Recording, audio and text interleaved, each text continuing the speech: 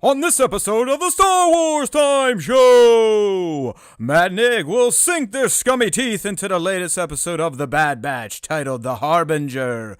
Who was harbinging and what did they harbinge? You can expect to learn that and more from the two bozos running the show as they speculate on what will happen next as we head towards another dual episode of Bad Batch drop next week.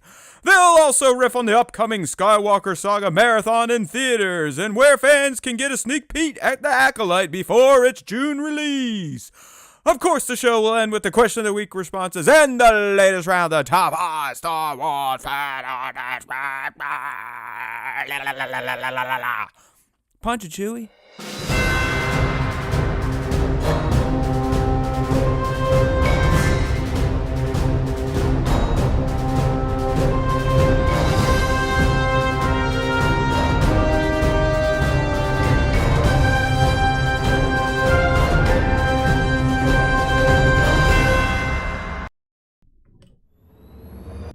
Hey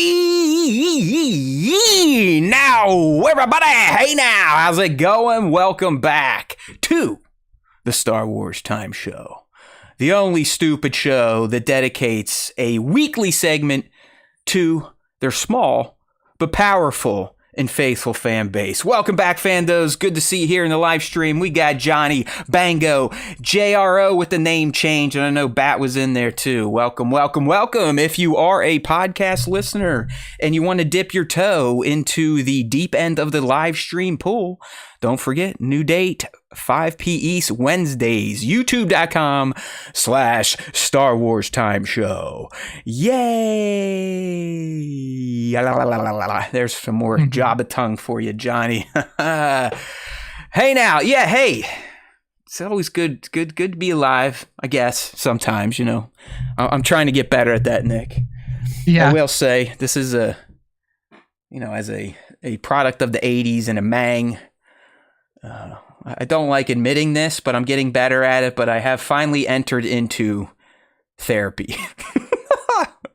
At 40, almost 44, I finally decided enough's enough. And like my mentor and someone I look up to, Howard Stern, he too in his 40s, I believe, finally broke down and tried to get some work on the old head. So I'm giving it a go. We'll see. You never know. Maybe this time next year, I'll just be sitting here with my, the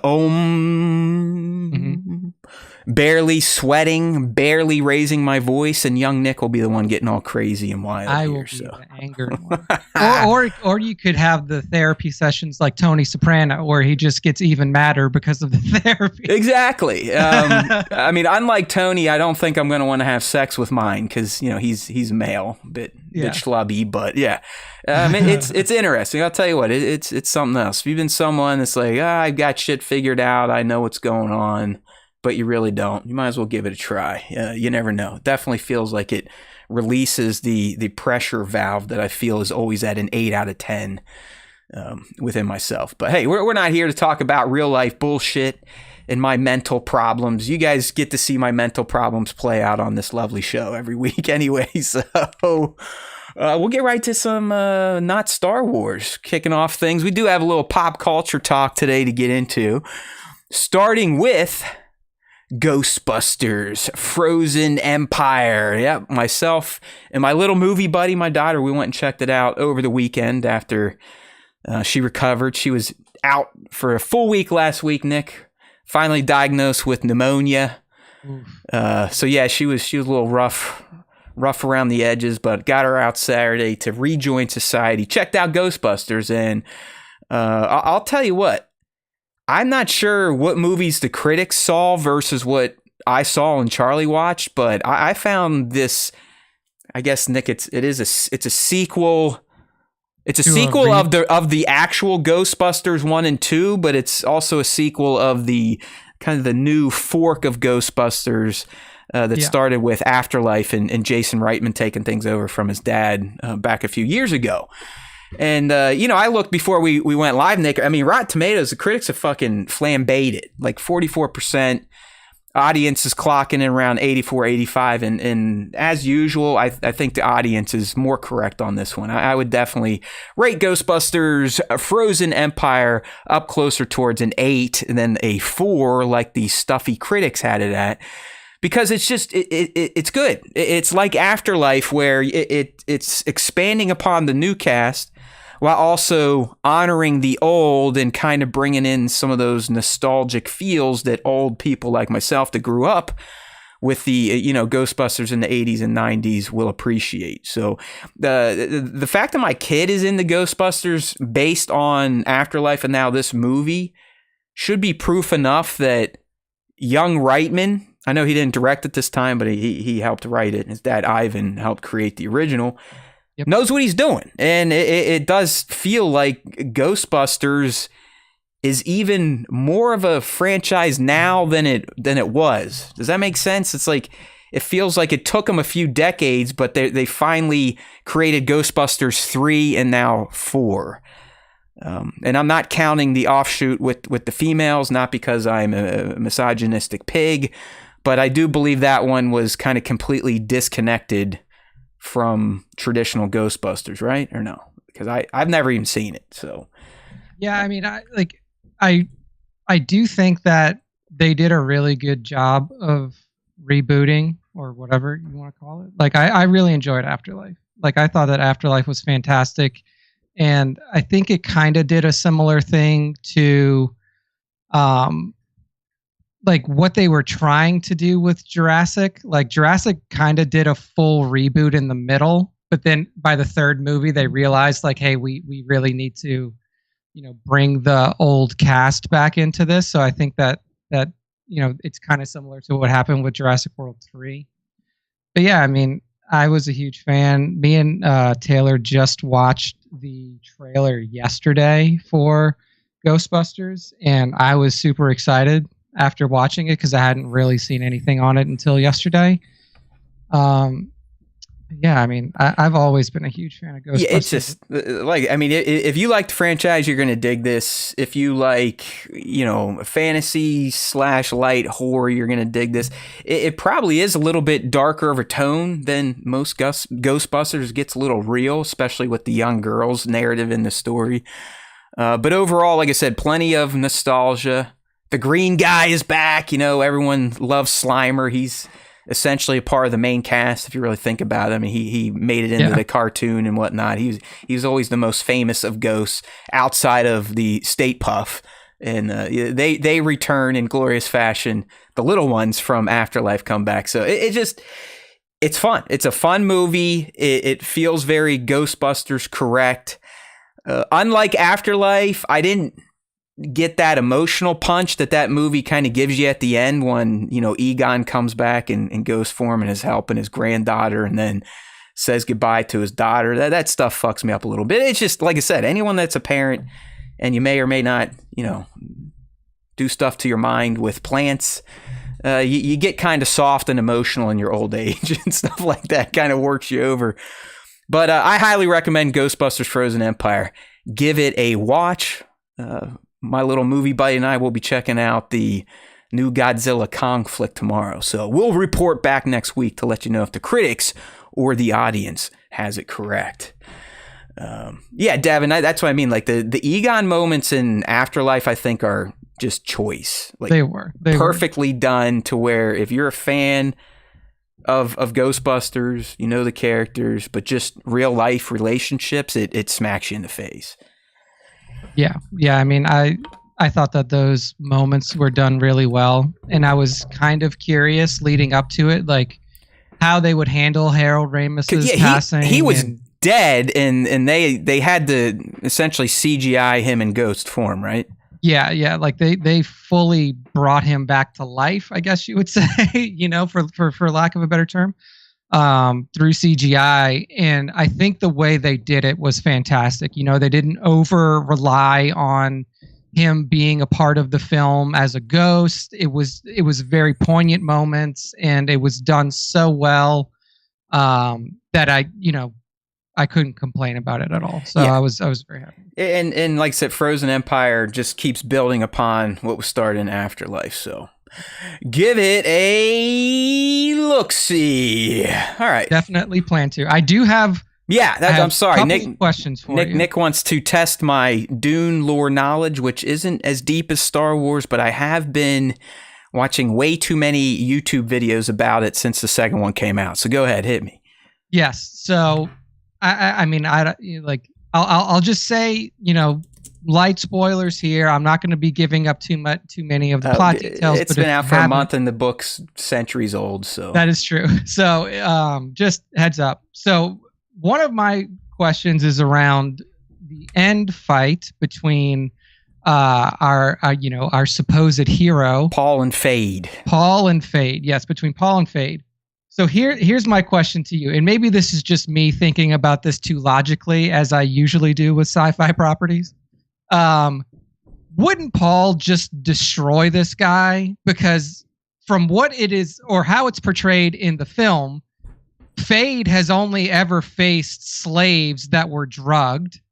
In the one time that he fought a slave that wasn't drugged, he would have been killed if it wasn't for the shield he was wearing. And he also went to his uncle and complained about it. He was like, "You didn't drug that guy. I could have been killed." And then he goes to fight Paul, who is, after drinking the water of life, essentially a Superman.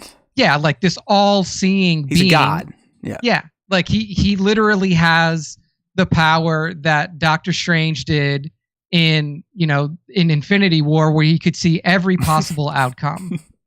Okay. So how in the world does this Fade dude even hold a candle to Paul if he's literally ever only fought drug slaves? You're correct. At least the way he's presented in the movie, you don't truly understand that he is essentially, and I know the mothers, the Reverend mothers, kind of touch on this in the film, but he was like the counter Paul. They were growing him as kind of their was it Kismar Harak, the chosen one. So from what I know, Nick, Fade was supposed to essentially be equivalent to Paul in skill. Okay, yeah, so that definitely did not come across well in the film. Well, like that one of the mothers goes there and fucks him, Fade to have a girl and do it the right way. Yeah, they're trying to produce the Kismar Harak by prophecy, where Paul's mom kind of screwed that and decided to keep him a boy. Yeah. Okay. And then my last question is, so we get the reveal in the movie, again, spoilers if you're listening and you haven't seen it or whatever, but the Harkonnen angle, like, we are Harkonnens, the Atreides are, like, Paul is essentially a half Harkonnen or quarter Harkonnen, whatever. This may come in a little bit later in the story, but it felt very like shoehorned in there, and it really didn't seem to serve any other purpose other than like, well, we're Harkonnens anyway, so we can be brutal like Harkonnens are. So I don't know if that like serves a greater purpose later in the story, or if it was just literally justification for their brutality. Yeah, that's one that could possibly be a change for the film. I would need to research if Paul actually is related to the Baron through Jessica. But you are correct in that, like, I don't know if you picked up on, we were kind of teasing it, but after Paul awakes from the water of life, he's made a heel turn. Like he goes full dictator nut job. Yeah, I'm the man, and we're going to go fucking rain the apocalypse upon the galaxy. And as you said, he justifies that new way of thinking as, well, you know what? We're just going to do it the Harkonnen way, and which is death and destruction and brutality. So yeah. Okay. Those were my only two Bango's questions. saying it is book canon that they are related. Yeah. Okay. Yeah. It just seemed like really like out of left field unless like I just missed hints. No, I'm with you, man. I think it was them just trying to slap us in the face and remind us, like, by the way, he's no longer a good guy. And now he's telling us that he is going to behave like a bad guy. Because I don't know about you, but what did you think about the end? Were you satisfied? Did you feel like the movie actually ended? Or you're like, okay, where's part 3? Yeah, I mean, it was definitely like okay, like, part 3 should be coming soon. Like the movie ends in a way that it's literally saying like, it's literally a cliffhanger. Like, yeah, I don't know how else to put it. It's a cliffhanger ending. Like, and I know a bunch of people are like, well, yeah, dude, it's Dune 3's greenlit. It's not. It's literally not. Like, I mean, yeah, he's said he'd write a treatment because he feels the same way that he needs now to make Dune Messiah to prove to fans that Paul is actually bad and not a hero. He's not the Luke Skywalker of this story. But as great as that film is, I've seen it twice now in theater. I'm still at the end. I'm like, yeah, well, hope we get the third one because this is a more open ending than any middle trilogy I've ever come across. Yeah. I mean, it's definitely an open ending. I mean, I would even say that, I mean, like ESB is a relatively open ending too. I would say that's pretty in line with ESB. I mean, ESB, I mean, as we all know, ends the way Han Solo's fucking captured. Right, but Luke Skywalker's got his hand cut off. Another movie was coming out, so you're like, okay, we knew it. This is like, well, it's just over. And I guess that's how the book is too, because as I've said before, Frank Herbert, the author of Dune, he was so upset at how dumb humans were when they first read Dune, making Paul essentially a good guy. Like, yeah, he achieved it. He's getting the revenge. He's getting all the power. He's fulfilling the prophecy. He was doing that to show the problems with messianic figures and prophecy with them. So that's why he made Dune Messiah to really hammer home. Like, no, hey, by the way, after Paul left Dune, he murdered like 60 trillion people in the galaxy. Yeah. So like, it's not. Maybe billion, but it's either 60 billion or trillion. Yeah, and I don't know how people can watch part 2 of this movie, part 2 of Dune, and not realize that he has like essentially just fallen for everything that his mother wants. Like because let's be real, like his mother is up until a certain point in Dune 2, his mother's the bad guy. Like Jessica is the bad guy. Like she is the one who's trying to assert. Oh, it's not. It's the Bene Gesserit, the Jedi of Dune. They're the ones that are pulling every string in the galaxy. Like they're the ones that told the Emperor to kill the Atreides line. Yeah. They're the ones that have been planting this prophecy of the Chosen One on backwater planets like Arrakis. So yeah, I mean she's part of this order that is trying to manipulate the galaxy, but she's even going against. Yeah, the rest of the Bene Gesserit for her own. I mean, you are right. Like he tries to, and Chani is the one telling us as the audience, like, this is bad. Don't do it. And he tries and tries and tries until eventually he has no choice but to head south. And then he's like, all right, fuck it. I'm just gonna buy into this shit now. Yeah, I'm going all in. Because once he wakes up and then he does that speech in front of everyone, he's like calling them out. He's like, I'll fucking kill anyone in here, bitches. Yeah. So.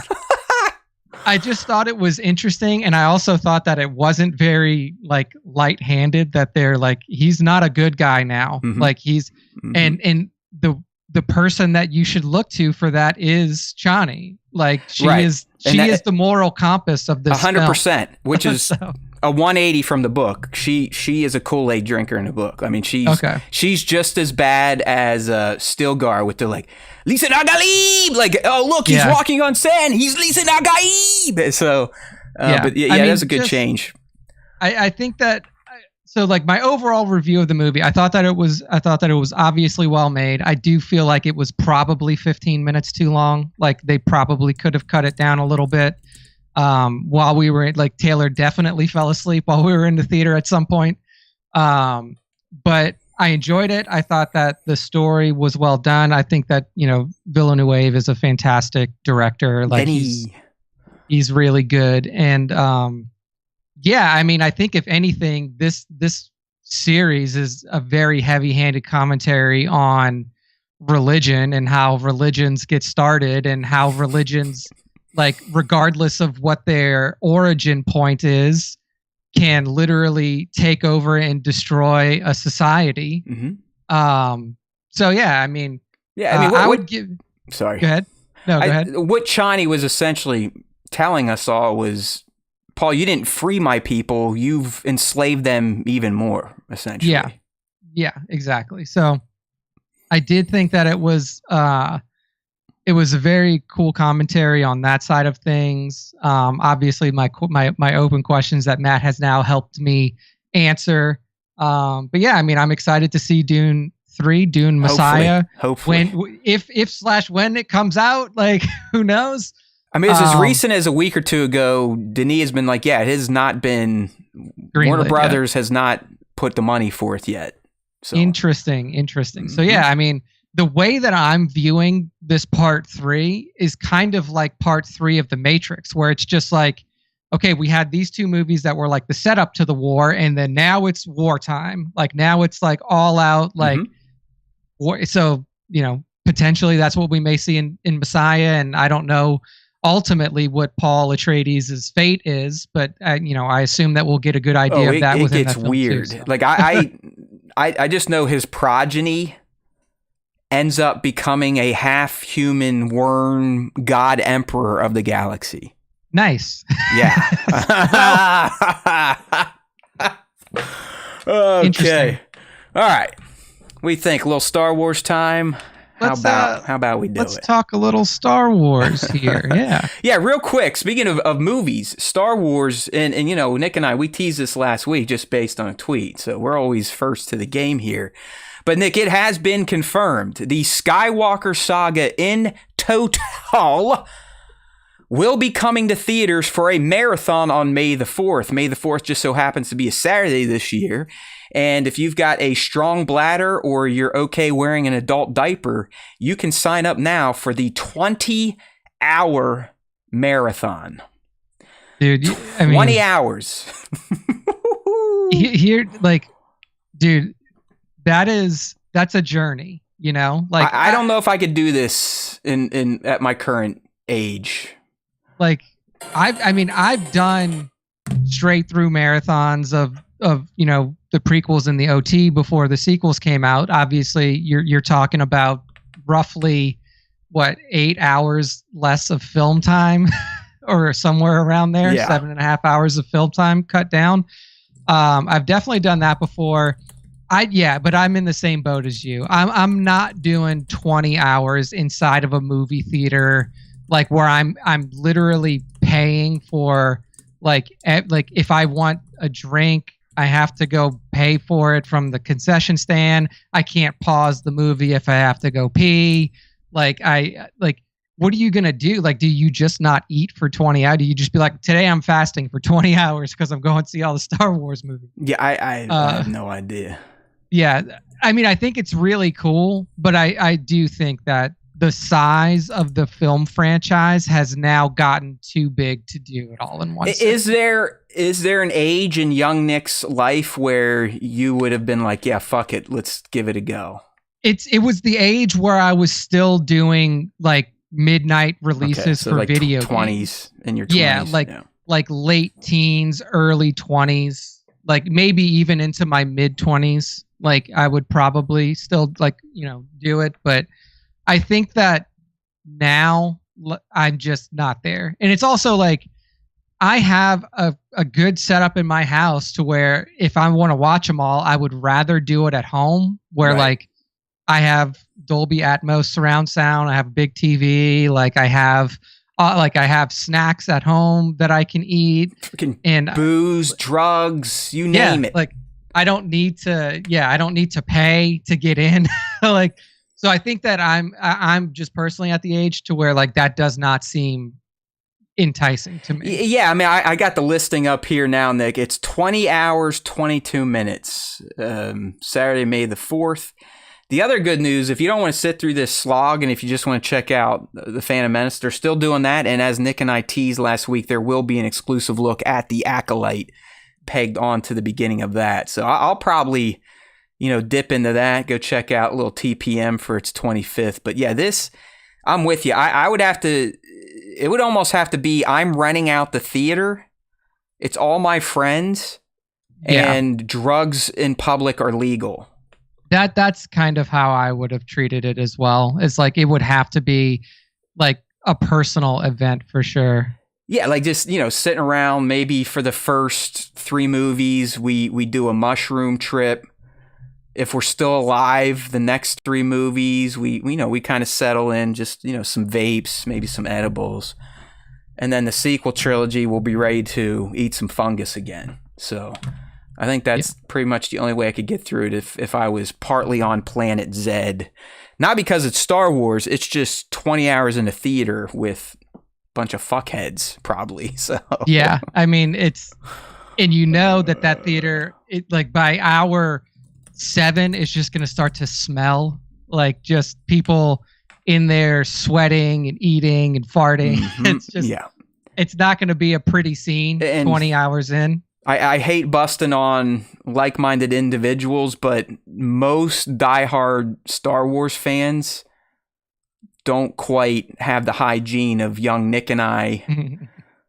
They're a little more socially awkward. It's also like, it depends on, because when we went to go see Dune, so Taylor and I went to go see Dune on Monday, and did she get all fucked up on wine with Everyday Bubbly before she went? No wine was taken before. But what I was gonna say is the theater was the warmest theater I've ever been in. I was like hot. Like usually theaters are cold. Well, like, a little 4D, right? They're trying to give you the heat of Arrakis. Yeah, they're trying to give you that desert experience of being on Arrakis. And I was Do you have a 4D by you, like a real one where they light the fucker on fire? Yeah, so I don't know if because we've gone to 4DX movies. Like we went to 4DX for the Hunger Games prequel. So the song of like Songbirds and Snakes or something like that. Mm-hmm. And the 4D was actually cool. Like they hit you with a little water mist in certain scenes. The seats move. You get like lighting effects in the theater that matches the scenes and stuff like that. So we have been to it, and I do think that there was still a showing of the 4DX Dune. But Taylor was like, I can't do a 4DX movie for 2 hours and 45 minutes. Like it's just it's like spritz. She's like, Nick, get me the fuck out of here. I'm starting to prune up, you dickhead. Yeah, it's like it would definitely be a little bit annoying for that long. All but yeah, we have done the full 4DX experience, and it was pretty fun. But yeah, I think that I am now beyond the age of marathons. 20 hour marathon in a theater. So I hear you. I guess my kid and I we had like a quasi Godzilla Kong universe marathon, but it was like watch a movie, take a little bit of a break, start a movie, finish it the next day. So it was not back to back. I think all our brains have been kind of fucked by these things, smart devices, to where none of us really has the patience to just be who we used to be when it comes to the internet. Like, can you sit down and read a book? I see, like physically sit down and not look at anything else but read a book. I can, but my problem is like I do, like I'll get into a book, like I'll get pretty far into a book, but then I'll put it down once and then never pick it up again. Yeah, so that's my point. It's like you just like the focus we all used to have is just gone. Yeah, and sadly for me, it's like all of my hobby. Like I can barely game for more than an hour and a half straight. By then I'm like, all right, got to touch something else, got to look at something else, need screens to swipe. It sucks. Fuck. Yeah. I love smartphones, but I do kind of wish they were gone. Yeah, I do think that. It's just like, man, I'm getting old or something, but it's just, the conveniences are great, but man, it's just fucked up us as humans and society to the point where I don't think they're worth it anymore. I definitely agree with that. I think that there's unquestionable detriments. I worry about my kid, and like I might have to just be the shithead that doesn't let her use any of that stuff until she's truly 18. But good luck there, right? Other parents, I'm sure you all kind of had the same hill you were ready to die on until they became a teen and you wanted them to die. All right. More Star Wars, not Bad Batch yet. Don't worry, we got our Bad Batch S3E9, the Harbinger breakdown coming up next. But before we get there, we got some Acolyte updates to check in on. So, Nick, last week we broke the motherfucker down. We have a guide on the site, StarWarsTime.net. Check it out if you want to know who's who, the characters, the motivations, the tone of the air. We got all that, but we got some more insights this week from Leslie Headland. Last week we learned that Mother Anastasia, played by Jodie Turner-Smith, she was classified as a witch, and we're like, oh, witch, Night Sisters,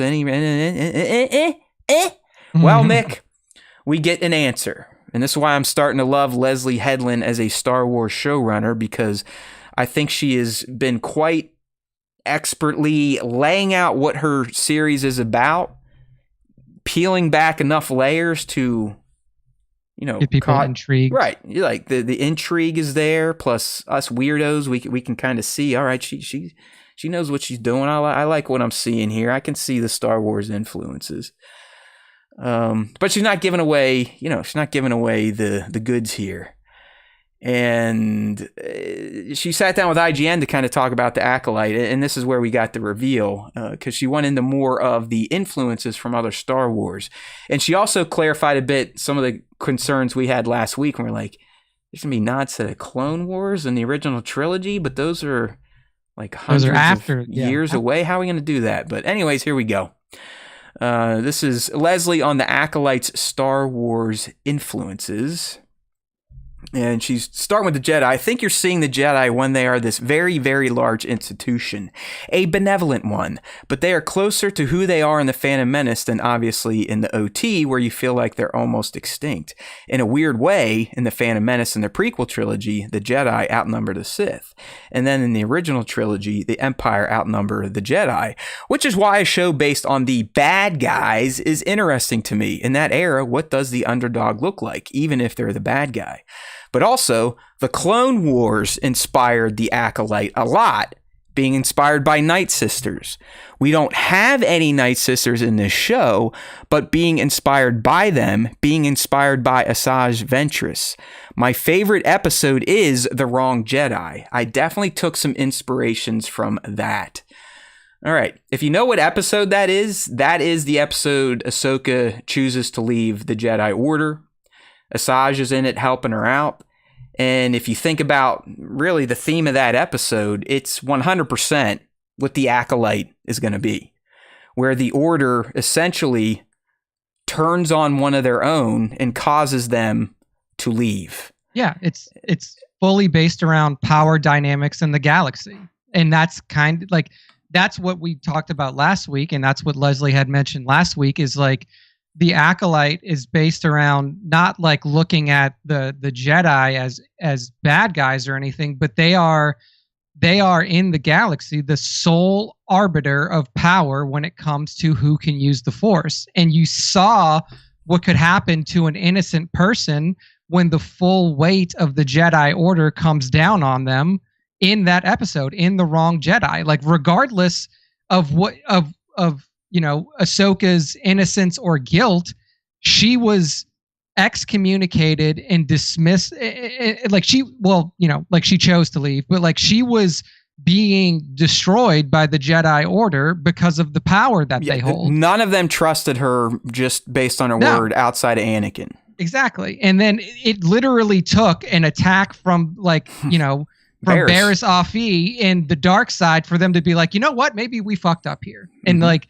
And that just goes to show you that they didn't take any time to actually look at Ahsoka's guilt or innocence. They didn't do any due diligence into what was happening with that situation. They just decided you're guilty, you're the problem, and we're going to get rid of you. And that's what happens when power is consolidated to one entity. You don't have the opportunity to argue your case. Whatever they decide you've done wrong, you've done it, and it doesn't matter what you say. Yep. I think that's pretty revealing, Leslie saying that, because I see that as like if if she got a lot of inspiration from that episode in particular, I think it's the core idea of her series. We have this disenfranchised young Force user that whatever happened to her with the Jedi, she is so far beyond them that she is now trying to take them out. Yeah. So good stuff there. And here's the clarification from last week, Nick. She says, we kind of ran the gambit. Let's reference Return of the Jedi here. Let's reference this holding cell based on a Clone Wars episode here. Let's have a cantina. Because I've always wanted one. I think when you get an opportunity to do a Star Wars and you're a Star Wars fan, the idea is to get in a lot of your wish list, and hopefully other people are excited by it too. So it's like she's going to, areas we might have seen across the Clone Wars or the trilogy, or tropes like having cantinas. That's what she meant. Yeah. Okay, so it's almost like how you do references when we do eggs and references on the show. Like it may not be like, hey, look, this is exactly this directly references something in ROTJ. Correct. Like these lines. It's like, hey, look, this planet we also visited in this, show, or, there was a holding cell, like she was saying, like there's a holding cell that looks just like one that was in Rogue One or something like that. So not like, hey, we're making references to the Clone Wars as in we're talking about Rex or we're talking about some of the famous clones from the show or anything like that. It may be like visual references or something similar. Yeah. So that, and listen, I didn't think she was saying what it sounded like she was saying last week, but it's nice to kind of get that clarified here. The interviewer went in asking her, like, hey, is your show going to be like Mando and Andor? And she's like, no, I think it's very different. We've utilized practical sets much more so than the other shows. And part of that just came out of necessity, and part of it was a creative choice. We utilize action in a way that I would say you see action a lot in the other shows, but I'd say that because of the influence of samurai, Musha, and martial arts films, they become part of the storytelling as opposed to an action sequence. I think that's something that's a little different. Each fight tells you a little bit more about the characters. I think stylistically, that's how they're different. That really reminds me of like old Bruce Lee movies and stuff like that, where like it's not like an action break, like the fights are a part of the storyline. And you know, like, where I went, man? Not even to the Master, but Crouching Tiger, Hidden Dragon. Yeah, stuff like that. Where they're literally playing out a scene of dialogue as they're doing their flying fighting. You know what I mean? Yeah. Okay, that's kind of what I got from her too. It's like she's going to use fight scenes to continue telling the story and almost fleshing out the characters themselves and how they choose to fight. Yeah. All right. Yeah, I dig that. I'm also not sure how Jedi-centric the other shows are. Obviously, Ahsoka is, but we're looking at the Jedi as an institution, as a concept, as an entity that has amassed a lot of power. I think someone just said that in this chat. And that's good. I'm not saying that's wrong, but I do think that when Jodie Turner-Smith has that line at the end of the trailer when she says it's not about good or bad, this is about power and who's allowed to use it, really, I think that's the question we're asking. That's really the question. It's not, is somebody good? Is somebody bad? There's an imbalance. Someone might be imbalanced morally, but if there's a power imbalance, how does that affect the power of Star Wars? And we've never seen the good guys outnumber the bad guys to this extent. I guess that's how it's different. And that's why I love the idea. Yeah.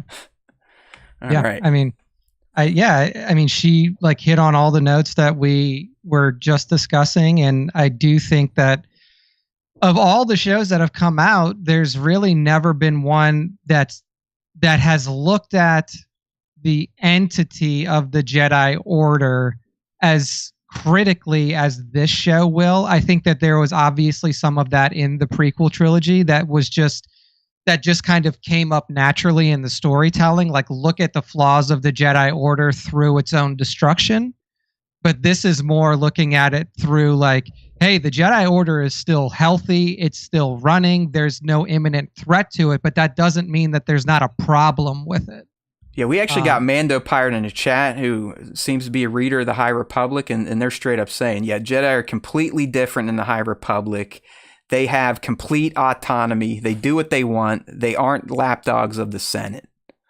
Yeah. So, yeah, I mean, that's what we're going to see. And I think it's going to be very interesting because, Leslie's not in here saying, I'm doing this to make the Jedi bad. She's actually saying, yes, they are this huge entity and they are a benevolent entity.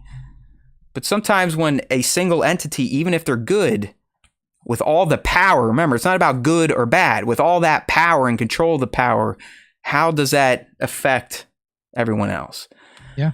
So digging it. This kind of wraps with, she's talking about the Acolyte's future and connections. I'll just kind of summarize this so we can get moving into some Bad Batch, although we're doing all right on time. But she essentially is saying, like, listen, I'm going to pepper shit into season 1 where we could pick up on it in future seasons. But even if I don't get that opportunity, my show is going to end and you are going to have an emotional journey that will be paid off on. There may be some things where you're like, oh yeah, hey, if they kept going, I would like to see what happened here. But it does sound like she has accounted for the fact that if they don't get season 2, this will be a complete tale that could be extended if warranted. Sounds like, A New Hope.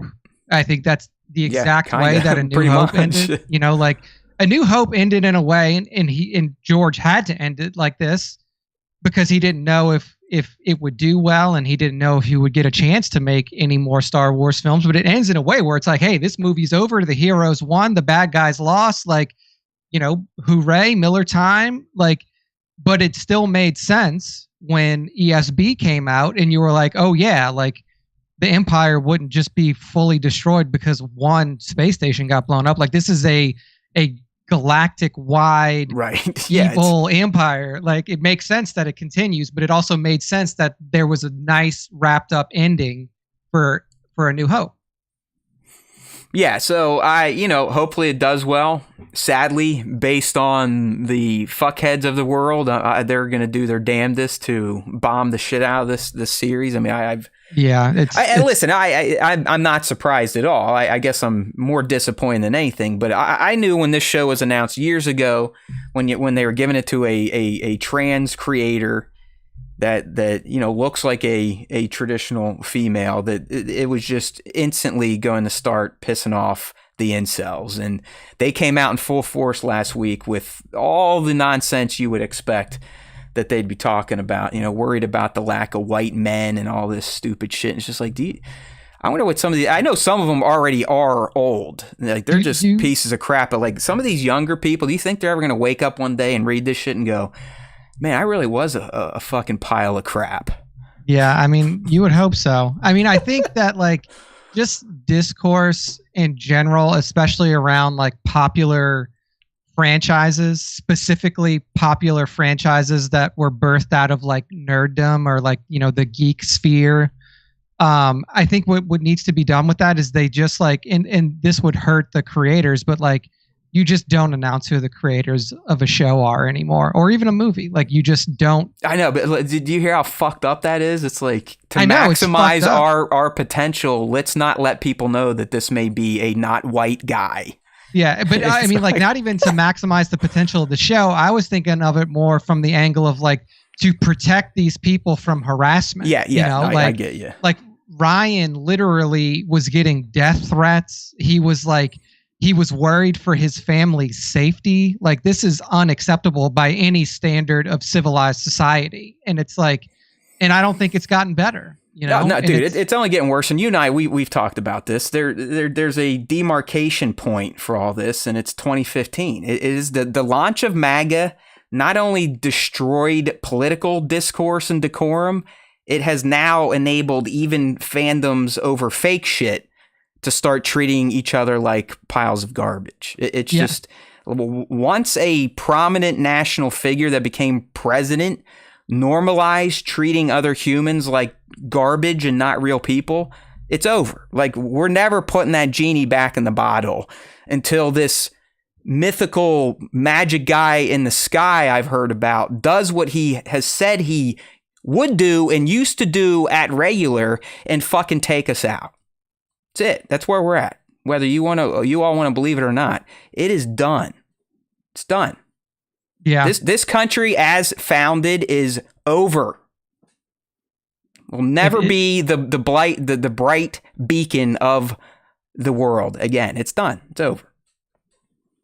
Yeah, it's pretty crazy how discourse has like turned in such a toxic way in such a short amount of time. It's wild. And it doesn't, and I think like what people don't get is like it doesn't benefit anything. Like you spitting vitriol and DMs to a creator isn't helping anything in any way, and it's actually like doing stuff like that is hurting your goal. Like you're, So it's just it's tough. It's dumb.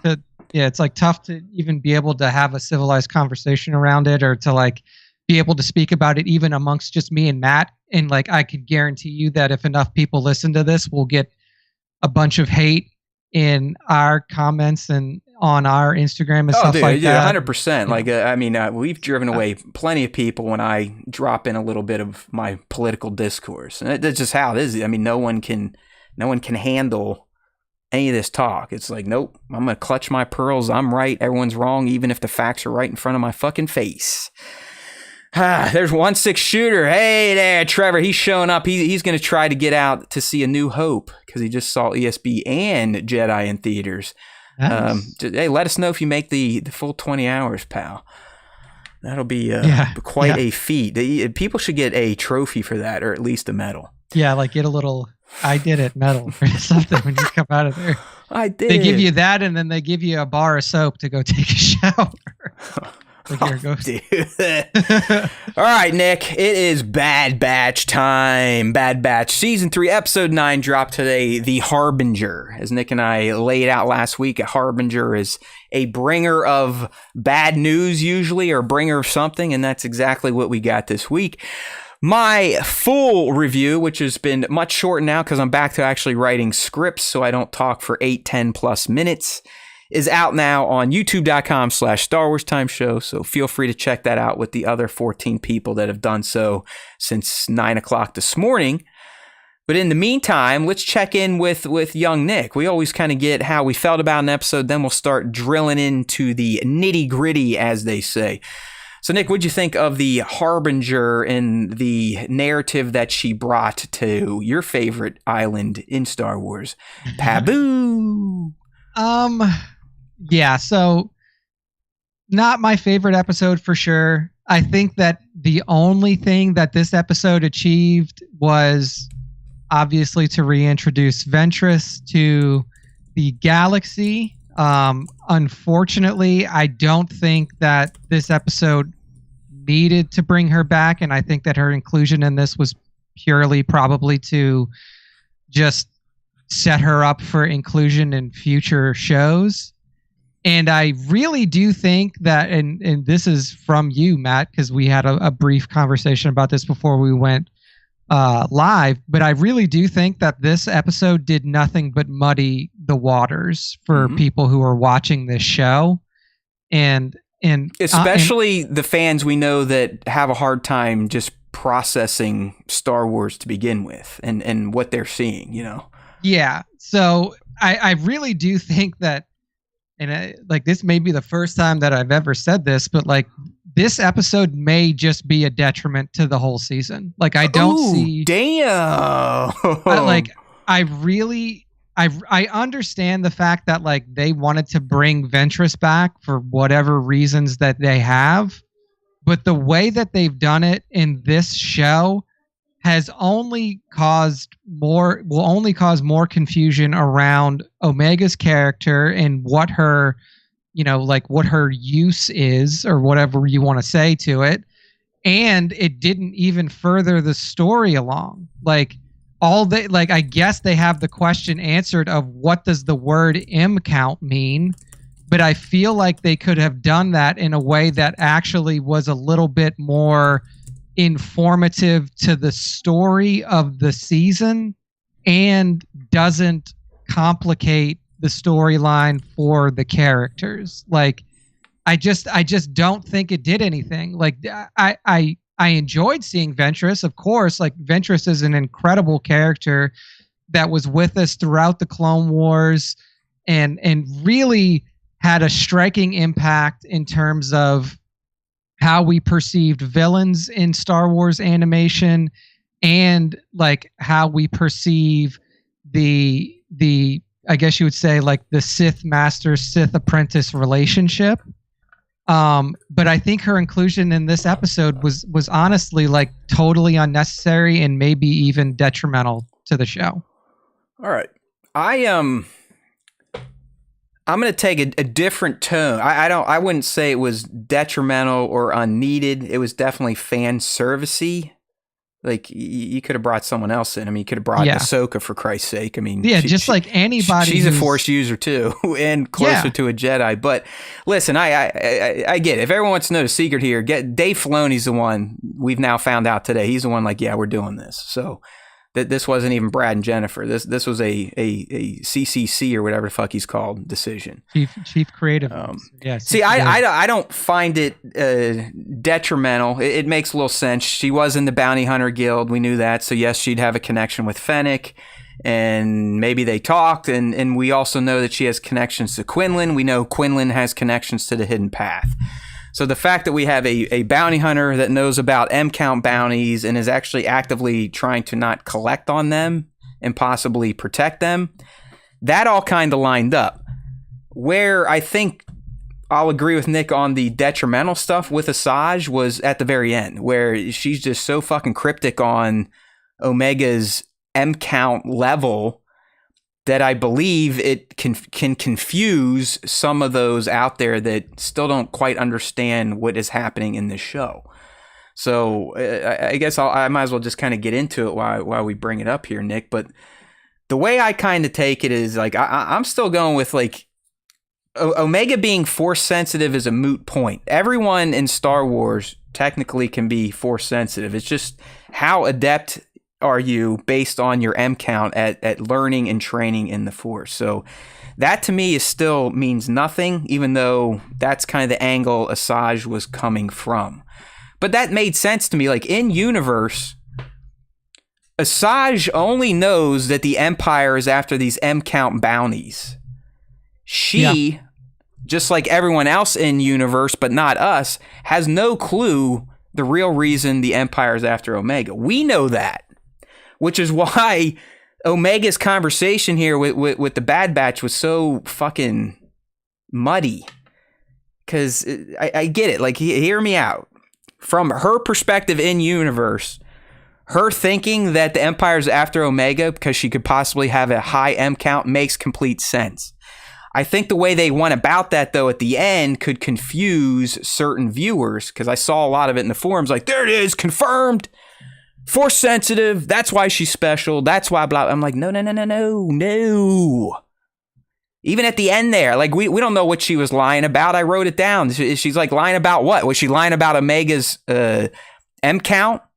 Or was she lying about knowing exactly why the Empire is after her? We know that. So we know they're not after her because she has a high M count. They're after her because she is the only clone in the galaxy whose blood, whose DNA can accept the transfer of someone else's M count. Yeah.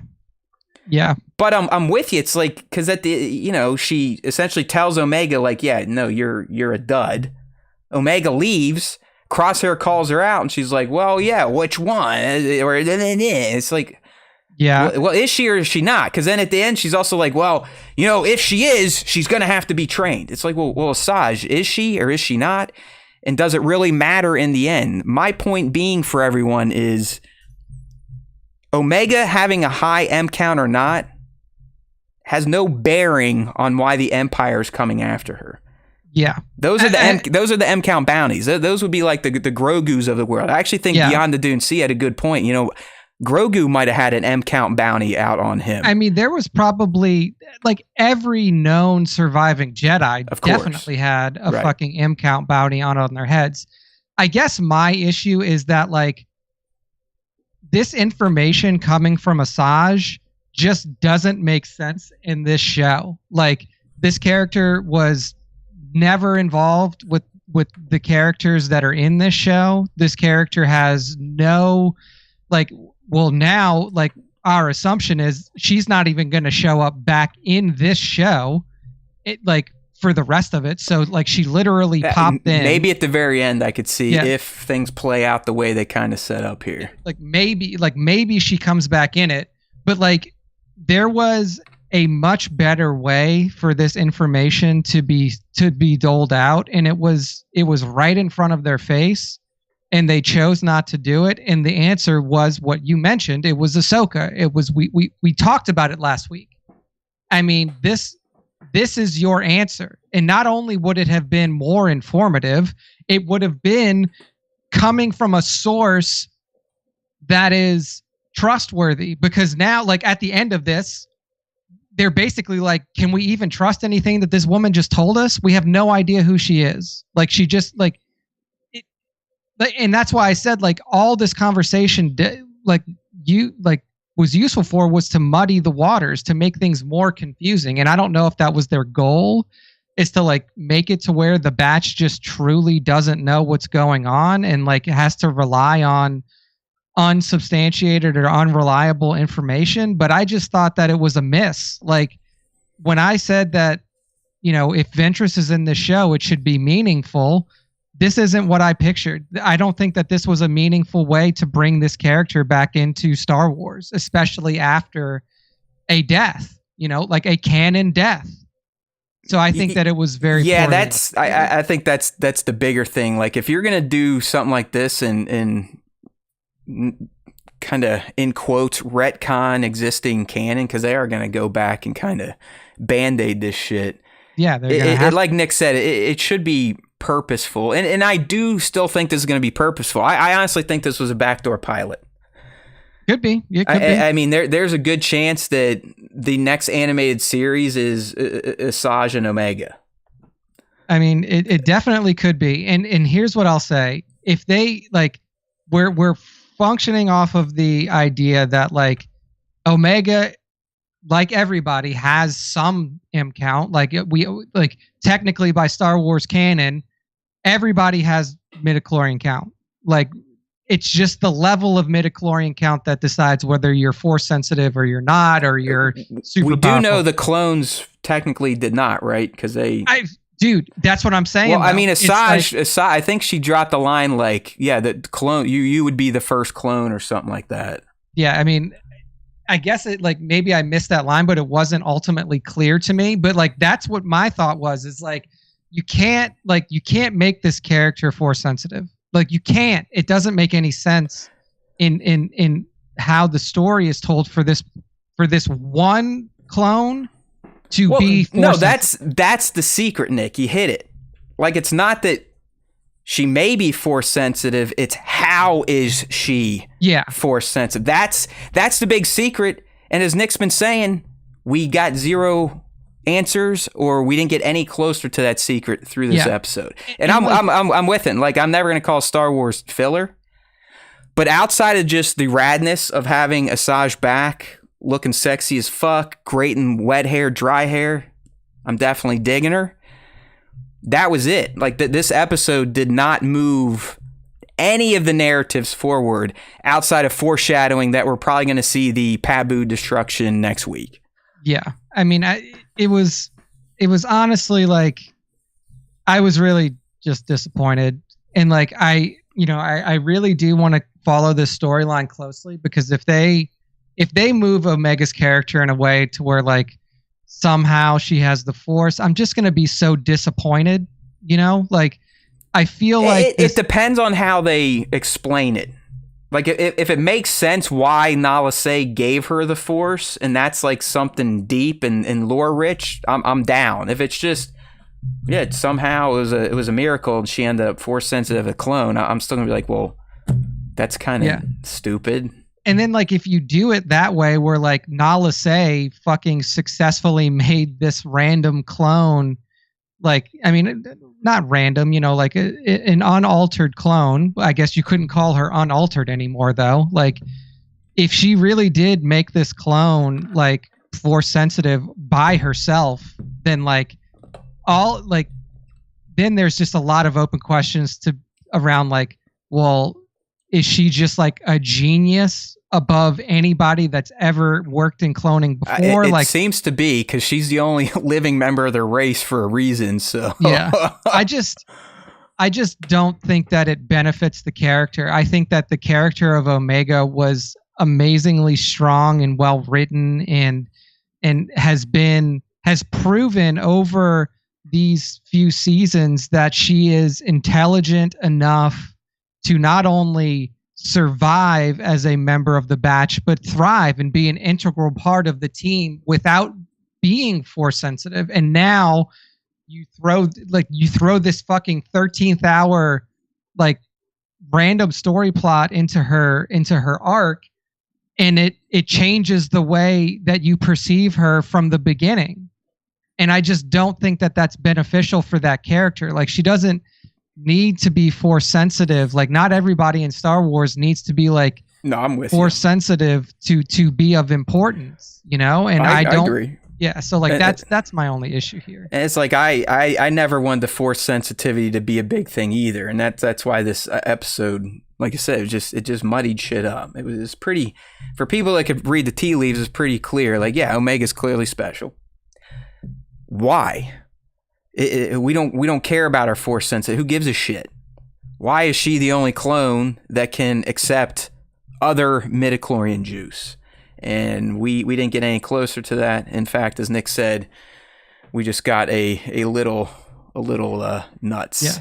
Because now what's going to happen is like, they're like, well, I guess we got our answer to like what M count means. So that ends their search. Like, they could, like, if this episode wasn't what it was, like, you could have gotten meaningful information out of it. Like, you could have gotten something that was like, that actually spurred on their search and like furthered their mission to not only find out about M count, like the M count bounties, but also like find out like what are the motives, like why, like the why behind it. And yeah, I don't think anyone probably ever knew the why outside of Palpatine, Vader, and the Inner Circle, why they were hunting down the Jedi.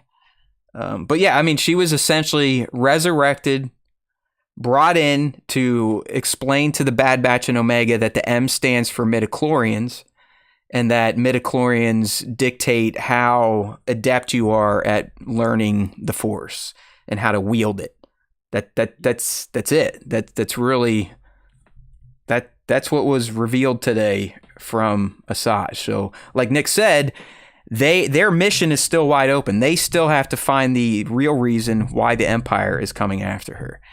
And we're running out of time. I mean, next week, we're not done yet, but next week we do have a two-parter. Nick, we might want to get the episode titles ready now, just in case. I think one of them is Identity Crisis, though, which leads me to believe that we may be returning to the Clone X Trooper 2 thread and possibly the Pabu invasion, which, again, Asajj more or less teased at the end of this episode here. Yeah.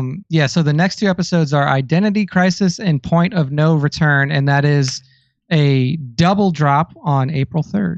So be ready. Yeah. So I don't know. Like, look, I know we were kind of punching this thing left and right like a punching bag.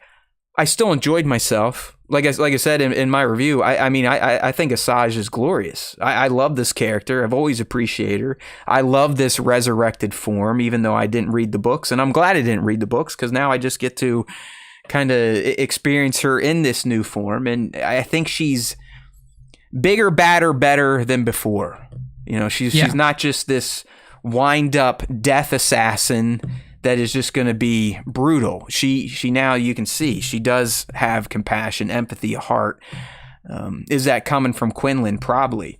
And like I said, I do see the ties a bit more, why she would be interested in M-count users, because of her connections to Quinlan and his connections to the Hidden Path and trying to save Force sensitives. So all that made sense to me, but 100%, I'm with young Nick. Probably didn't need her for this episode. And the episode itself really, for the first time this season, didn't move any of the narratives forward. In fact, it seems like things are getting even murkier around Omega. And that's kind of where we're at. All right, so getting into some of the top moments here, though, because there were a couple, and of course they involved Asajj.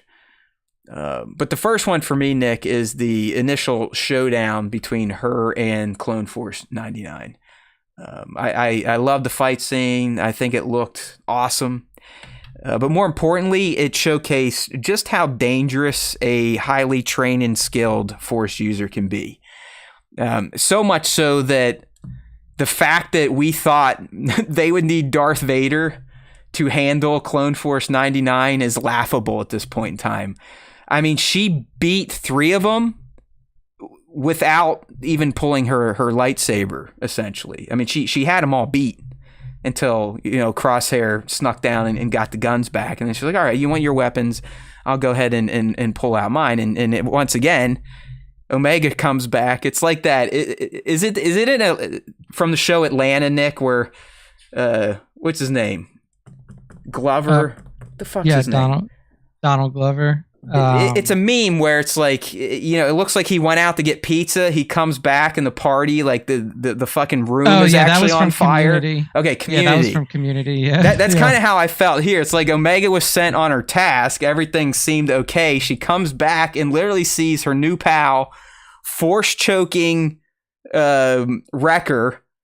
Crosshair is already incapacitated on the ground, and she has Hunter dead to rights with her lightsaber at his throat. It's just like, this is fantastic. So I love the fight scene. I like seeing it seems this force karate is becoming a more prevalent thing in Star Wars ever since Ezra made it popular in the Ahsoka series, because we got to see her doing that initially, and her CQC skills are right up there with Hunter and Crosshair, even better, because I mean they never really ever had her pinned, subdued, cornered, nothing. 3-on-1, no. It was a joke. But like I said, it is kind of funny that at one point in time, like, oh yeah, they might, Clone Force 99, they're pretty special. Might need Darth Vader to handle them. Like, yeah, fuck that. Like, Asajj Ventress, yeah, by herself, could have killed all 3 of them in a snap of her finger. So yeah, 100%. We don't need the Dark Lord to subdue these motherfuckers. No, like she didn't even use, like you said, like this was all hand to hand. If she was using her lightsaber, they would have been dead in less than a minute. Like it was actually kind of funny to watch that go down that way. I mean, obviously Asajj is a very skilled fighter and like Force user as well, but like Jesus, man, she made such light work of them that I was actually kind of shocked. She's good. Like, I mean, I think everyone forgets like how adept she was. I mean, even if she like gave Anakin like I was some gonna pretty say decent fights. You take it back to her origins in Gennedy's Clone Wars. I mean, her threads with Anakin were fantastic. It isn't until 100%. he fully taps into the dark side and essentially cuts a temple down that he can defeat her. So, no, I mean, she's legit. The other good thing about this scene that I liked, I don't know if anyone picked up on this, but when Crosshair kicks up their weapons, we got the core Bad Batch theme for the first time in a long time. Like when the team's together, like the dun dun dun dun, that thing really kind of ramped up in the background. But yeah, she kicks some butt. I do like her in that yellow lightsaber. I think it looks better on her than red. She still had the curved hilt though. I thought she lost her blades from Dooku, unless she has made them anew. Yeah, I love that shot. Omega's just like, what the fuck happened? I've only been gone for maybe 20 minutes, and you all are looking like you're about to get murdered. The other top moment here again, and it wasn't so much for the action, but more for the fact that we get to see this new Asajj. Slightly more compassionate, more willing to use the Force in a mental way versus a physical way. And I'm talking about the battle with the Varathian monster, that sea monster, mollusk turtle looking thing. Asajj of old, Nick, she would have just started maybe pull out a little lightning if she felt like it, or dual blade it and get underwater and cut off all its tentacles, maybe drill a hole up through its guts and pop out of its shell. Mm-hmm. Now, outside of cutting off a tentacle to save someone, keyword being save, something she also would have never done, she actually calls off the attack from the clones and says, hold my beer, right? Yeah. And she, she pulls a Grogu, an Ezra, a Rey, and essentially connects with it through the Force and says, chill, big dog. We're cool. So yeah. I appreciate this scene, not so much for it being, hey, this is this week's Monster of the Week moment, or hey, it's Star Wars action. It was getting to see Asajj in a situation where we would typically see her use her brutality in the past, but now we got to see, like, all right, yeah, she is different. Just like she's trying to explain to these clones, like, yeah, guess what? You guys did a lot of fucked up too. We all did. And in the end, we all lost because we were all used. We were all put against each other by this nefarious force named Darth Sidious. And just one last thing on this scene, not going to lie, I don't know what this says about me because, again, we're watching an animated series mostly meant for children. And kudos to the animators, but holy shit, Asajj with wet hair is like showing. You know what I mean? Wayne's World, showing, that type of stuff. Big fan. Look at that. Look at that wet hair, man. Man, she is good looking. And look, she doesn't have anything growing out of her head. So I can love all sorts of different alien women from Star Wars. There you go. I am pan Star Wars sexual, as they say. Right, Lando?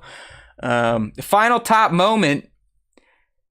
And, earlier in the day, I kind of talked myself into the ominous ending kind of being good because it's keeping the mystery of why exactly Omega's blood is special over other clones under wraps. And I guess I'll still run with that. But the more Nick and I kind of talked about her ending discussion, I was like, yeah, it just wasn't clear enough. It could have been written in a way where it was coming out more clear, like Asajj knows or doesn't know Omega's force potential, and that we will or will not see her again in some capacity to either help Omega save Omega or come help the team. Yep. So there's that. All right. Eggs and references as usual. I don't even know why I do these anymore, but hey, Asajj Ventress was back. Yeah, Asajj is back. Show. Hey, oh, and she was voiced by Nika Futterman.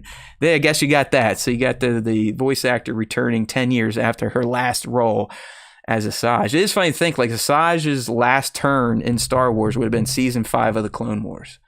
That is crazy. Because they did, like, a long time ago. They did have more tales planned for her in her new role as this, kind of bounty hunter, merc, not dark side user, but that's when the series got canceled and sold over to Disney. So I have a feeling that's why Dave is now going, you know what? I want to fucking tell these stories after all. Fuck you, book.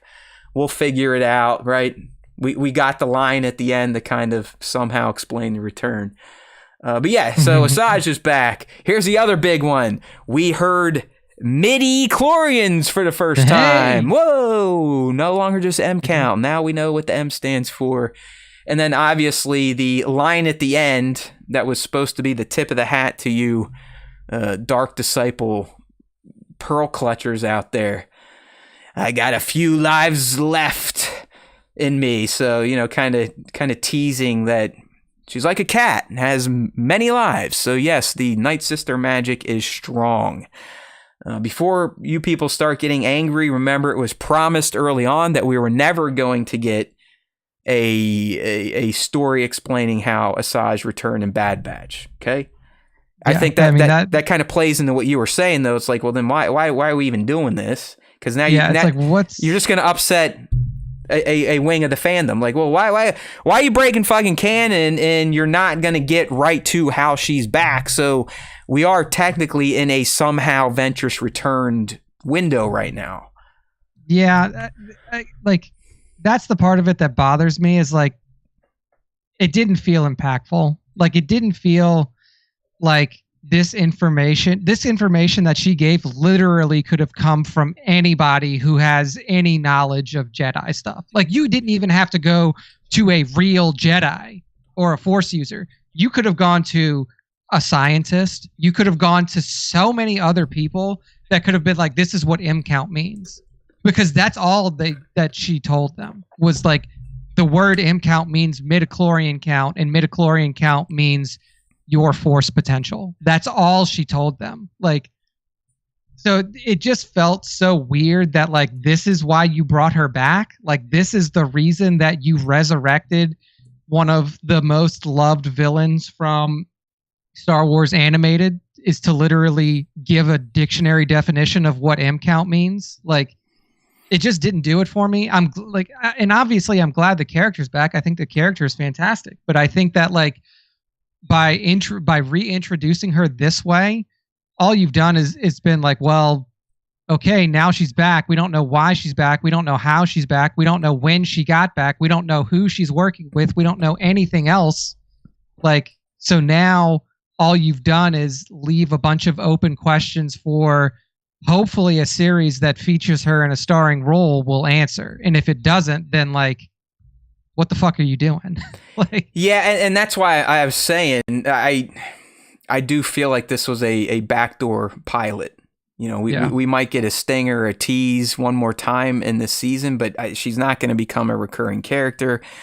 As Nick explained, they really have no need for her anymore unless Omega does start to realize her potential. And as Asajj told her brothers, like, listen, guys, if this is a reality, she needs trained. Yeah. And I'm going to be the one training. And I could see Asajj, Quinlan, Omega picking up the mantle, contributing to the hidden path, fighting the good fight for our Force users. But it still seemed, again, it like an odd thing to just kind of jam in even more than halfway into the season the way it was done. Yeah. And I mean, like like Bango saying, you know, they would have no idea of knowing it's common knowledge. Well, that was what I was trying to say. It's like it's not common knowledge what M count is. Like M count is very limited to like people who work with Jedi or like clone, like, you know, people who work in cloning. They would know what M count is. Like people who work as like even like medical doctors would know, like across the galaxy would probably know what M count is because they're testing people's blood and stuff like that. So it's not that it's a commonly known thing. It's just that like the choice to use Ventress as where this information is given just doesn't make sense in terms of the story.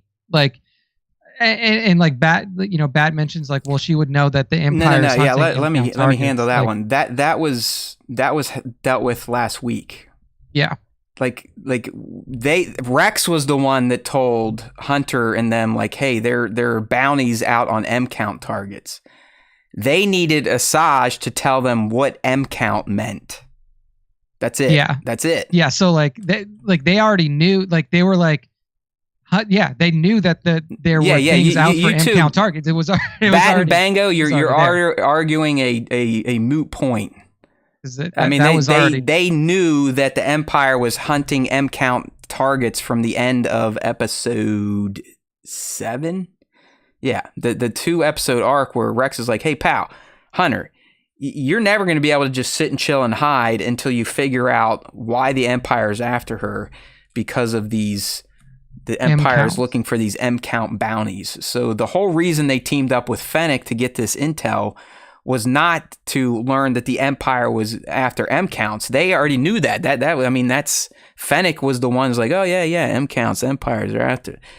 It was to figure out what the hell M count was. Mm-hmm. Yeah, okay. It was literally just like, what does this word or mean? And I think what Bango's saying here, there's also no way she know what the imps are. That is true, and that's why I'm saying the end conversation just made things muddy as fuck to people in the audience that aren't kind of keeping their ducks in a row.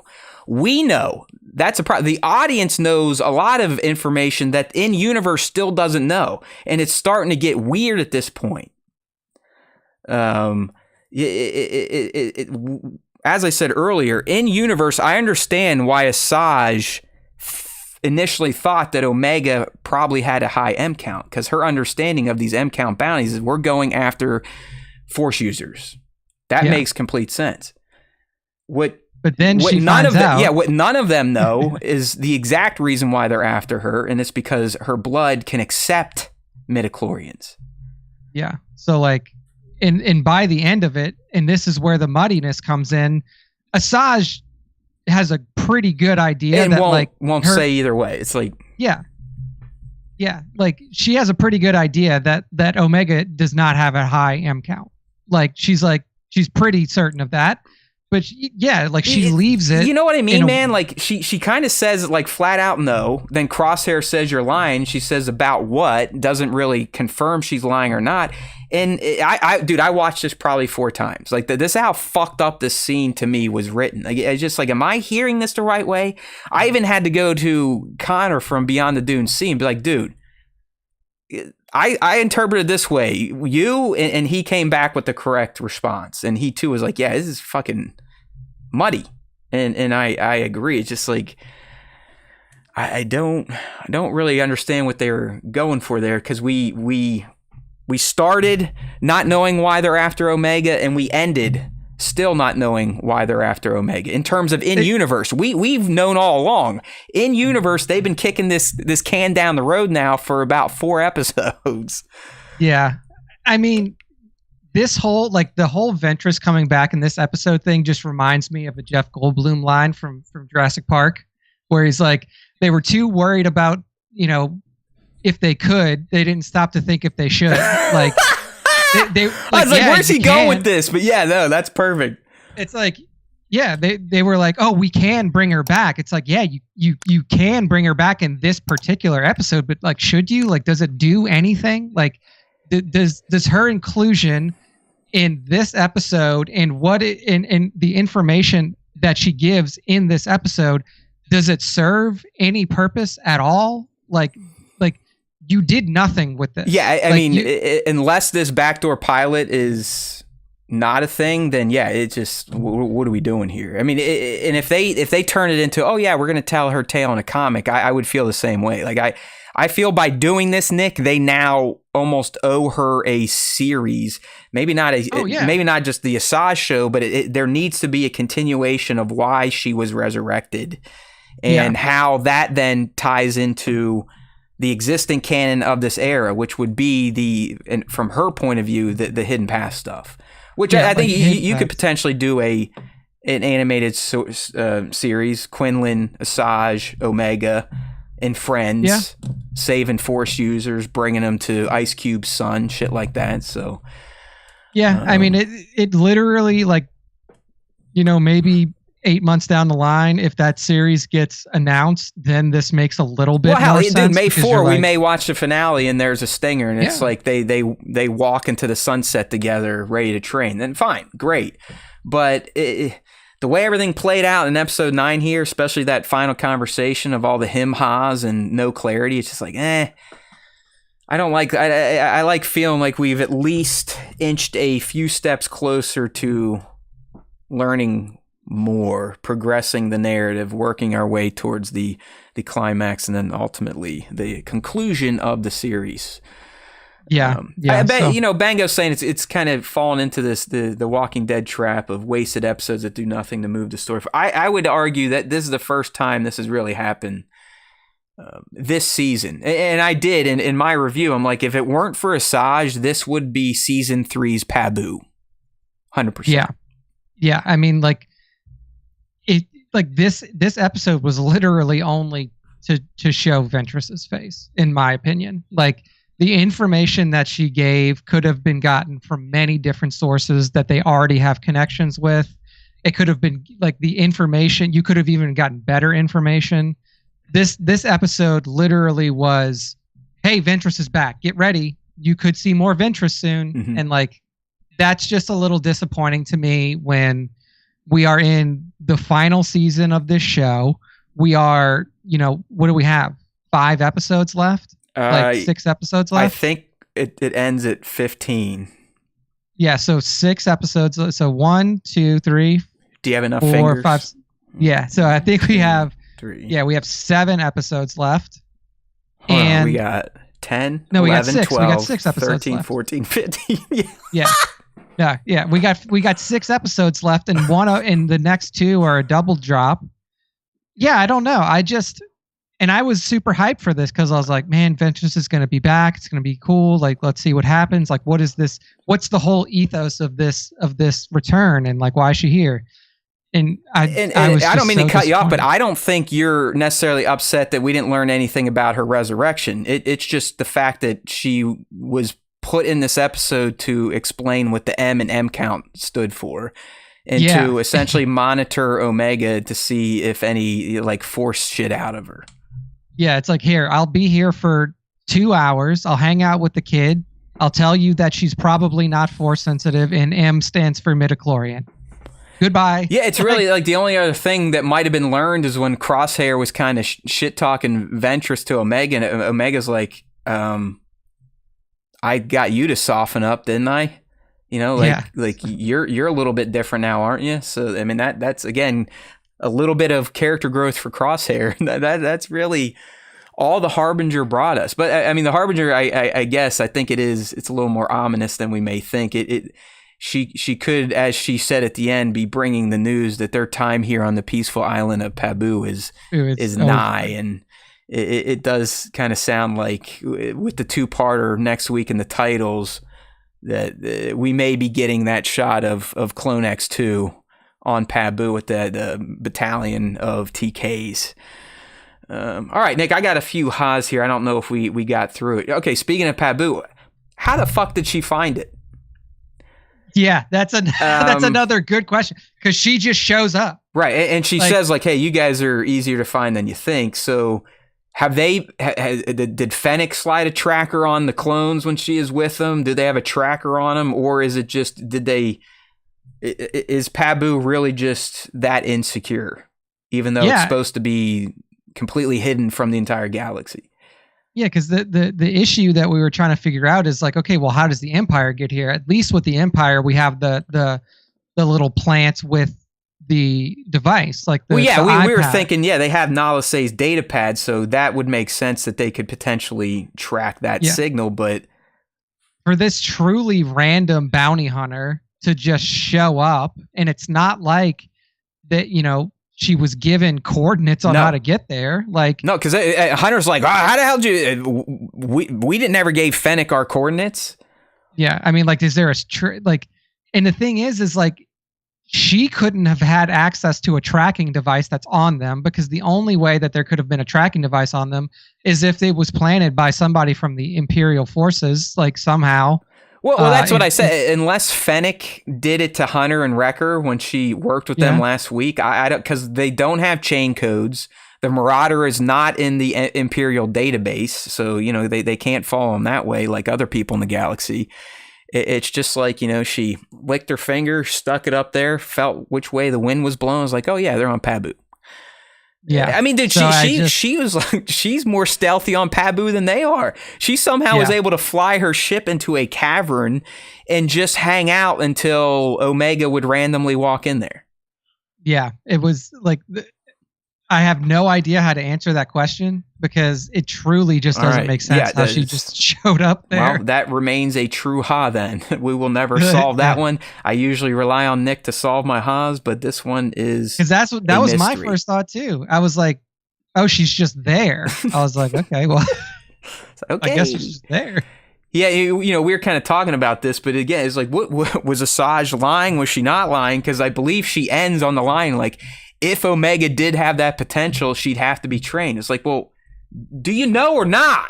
Like, why are we hiding this shit? Yeah, because like from everything that we saw during like the small bits of like training, or like, I guess, Ventress trying to assess her ability, it seemed relatively underwhelming, right? Like it didn't seem like there was any hint of force sensitivity even remotely there. Correct. So I mean, who the hell knows what's going on here? Fun stuff here. I loved that, Wrecker and Hunter, they're kind of spying on him. And sure as shit, when Wrecker zeroes in on Asajj, she just turns right around and looks at him. He's like, hey, how's she know he's looking at her? It's just like, well, Wrecker, that's what Force users do. They're just damn good. That's what the M is. Right. Now you learn that M stands for midichlorians. Midichlorians allow her to sense your peeping Tom eyes on her. Here's JRO saying here, what if she knew about Pabu from the Path and Quinlan? I could get into that. It could be. I could get into that. I mean, I I guess it would also be a revelation to the people, like to the audience, that Pabu is a part of the path, because we haven't been led to believe in any way, shape, or form yet that they're harboring. They're more a haven users for, obviously the clones, and I believed other displaced individuals from the Clone Wars. Yeah. So, I mean, I guess you could be like, if Pabu is essentially just a safe haven for anyone from Imperials, then like, yeah, it would, it could be. Yeah, like these other safe havens may ultimately end up linking up and, kind of having this underground network. All right, hey, JR, I'll take that, because that's better theory than our dumbasses could come up with, or the show is probably going to provide, so we'll take it. All right, yeah, Asajj through the Binocs was good. We got the Asajj few lives left line. That's trying to... It is funny, though, everyone's favorite overreactor there, Theory, just before he went live, a pop-up came from his channel. It's like, it's official, canon retcon, all caps and exclamation points. I'm like, no, you just got to read what they've been telling you all along, pal. No reason to overreact here. You're never going to get the backstory of Asajj's resurrection in a show called The Bad Batch. It just would not make sense. You don't. And also, it's like, not a canon retcon if you've literally seen the Night Sisters resurrect their own before. Correct. Like, and in the end, I know we make a big deal out of this, but I'm fucking hardcore. I never read Dark Disciples. I don't give a fuck. Like, do you think anyone watching Bad Batch is really that deep into it? I know there's people chirping on the internet like, somehow she returned. It's all fucked up. It's like, people, just slow down. Jennifer Brad via Dave have been telling you since the trailer came out, we knew she was coming back. Like, listen, we know there's some canon stuff here. It's going to be handled, but it's not going to happen in this show. So just hold your horses and all your retcon nonsense. I guess there's a general question here for you. Will Omega end up with Asajj, either through the loss of her brothers or the realization that, hey, maybe she could do something with her special DNA? Yeah, I mean, if they set up Asajj in the way that you were speculating on before, like, being a part of the path, working with Quinlan to secure Force sensitives from the Empire, then I could see that as like an avenue that she goes down. I mean, I guess it really does depend on how this show ends, right? Because if it ends with the batch being wiped out or something like that, then she has to find another way. But I guess my first thought definitely wouldn't be Ventress, right? Like, my first thought would have been Rex, but I guess we have confirmation from Rebels that Rex and Omega aren't, in the same group. Yeah, it seems he kind of sticks with the clones he rescues, and hey, yeah, you 99s are never a part of the cool club. Yeah, so I guess she needs like somewhere to go. So I guess now you go with Ventress, because who else? I mean, you're like, who else can you really rely on? You're not going to go work for Fee, like. Yeah. So yeah, I don't know. Why not? Yes, they will. And this was a backdoor pilot. There is going to be a new series with Asajj, and maybe it's a bounty hunter series. And then that's how we get Boba in, Asajj, Omega meets her brother, they bounty hunter together, all that fun stuff. Yeah, so there we go. Take it to the bank. We got an Asajj and Omega show coming down the pipe. All right, did you happen to pull up those episode titles? Yeah, so okay. I went over them. It's what do we got? So we have our last double episode drop of the season coming next week in episodes 10 and 11. So what do we got? Hit me with the titles. So Identity Crisis is episode 10. Okay. And then Point of No Return is episode 11. Oh boy. Yeah. So yeah, I'm going to go with this. This is going to be the destruction of Pabu. And we're also going to learn who Clone X is. How about that? Yeah, I do think that, I mean, Identity Crisis could, That's the Clone X angle I'm going there. Yeah, so that's kind of my thought too. I mean, I guess now you could kind of position it like where Omega might be having an identity crisis because Sure. she's unsure of, Right. I mean, she's being you know, told all sorts of shit like, hey, M count means midichlorians, which means force sensitivity. Do you have the force? Where she still doesn't know that that's not what they give a shit about. I mean, that's what us fans give a shit about. Like, how does she have force blood as a clone? That's the mystery we're all still waiting for. Yeah. All right. So, yeah, I do. I think it's going to start off with they kind of figure out where they're at. We get a little more insights into Clone X, and the second episode will ultimately be, you said, the point of no return.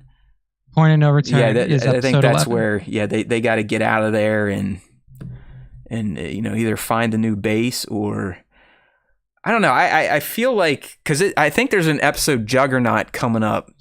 Juggernaut is 12, so that's the one after the double drop. And I think that's going to be the one we saw in the trailer with the big vehicle, and Omega's nowhere to be seen. Fee is there to pick up the boys.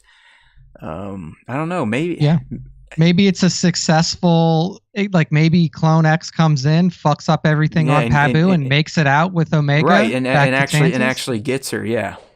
Yeah, I mean that's kind of one of our things that we've been talking about a little bit each week is like, is it possible for the Empire to get Omega back at this point in the series? I think there's still an opportunity. But I do think if it doesn't happen in episode 11, then it's probably not going to happen. Yeah, it would be a little silly at that point.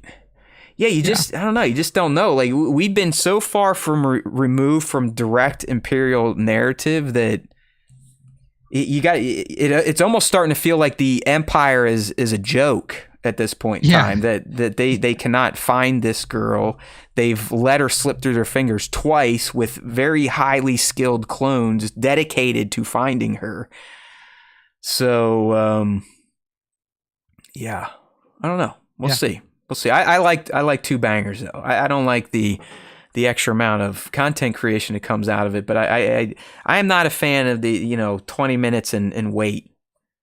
It's not so much the wait. It's just like, hey man, let's keep going. I love watching Star Wars. That's why the Acolyte's going to be a little iffy if they're clocking in at just like this one, 27, 28, 29 minutes. Bat's asking here, did Omega's whining about training remind you of a certain hero? It'd probably be Luke, if anybody. He's the biggest fucking whiner in Star Wars. So, all right. Yeah, I mean, I really do hope that they don't go down that path with her. I really do, because it's like her being a Jedi. Yeah, I don't want that either. I don't want her to be force sensitive. She has had such an impact as the character that she is, with no force sensitivity and like none of the mysticism around her. They've done such a good job of developing the character that I think that if you just throw it, she's force sensitive. Like, it doesn't add anything. No, I mean, it does seem a little cheap. I guess the only kind of highlight would be she's the only clone force sensitive, which I guess would be special. But from a narrative standpoint, who gives a fuck? Yeah, you know what I mean? Who gives a fuck? All right. Real quick, we're not done yet. This is just for those of you out there getting upset about Asajj's return. StarWars.com, unlike us, put out all sorts of spoiler content today, a few hours after the episode release. I need to just get over that and just start slapping the big reveal on the thumbnails here.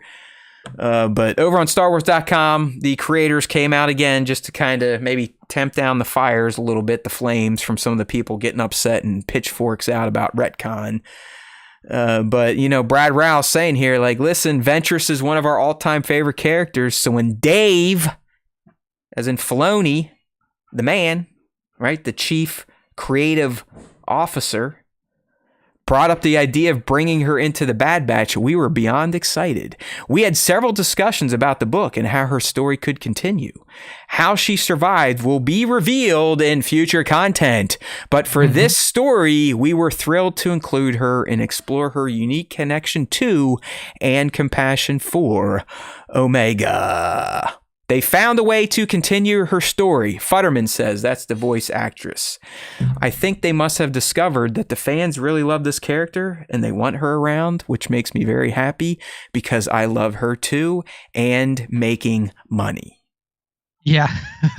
So the one line that literally threw me off is like her unique connection to and care for Omega. Like, what is the unique connection, and why does she care about her? Is is that them implying that they do share a connection to the Force? Then maybe. Like I get the compassion for Omega. You know, she's trying. As Saja's become softer, she does have empathy now. She does care. Yeah.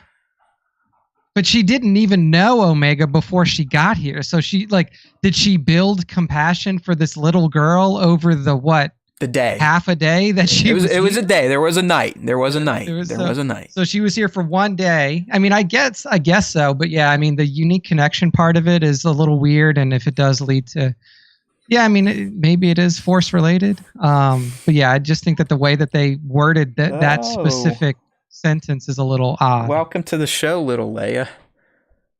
My little beast just jumped up on my chair here. Come on.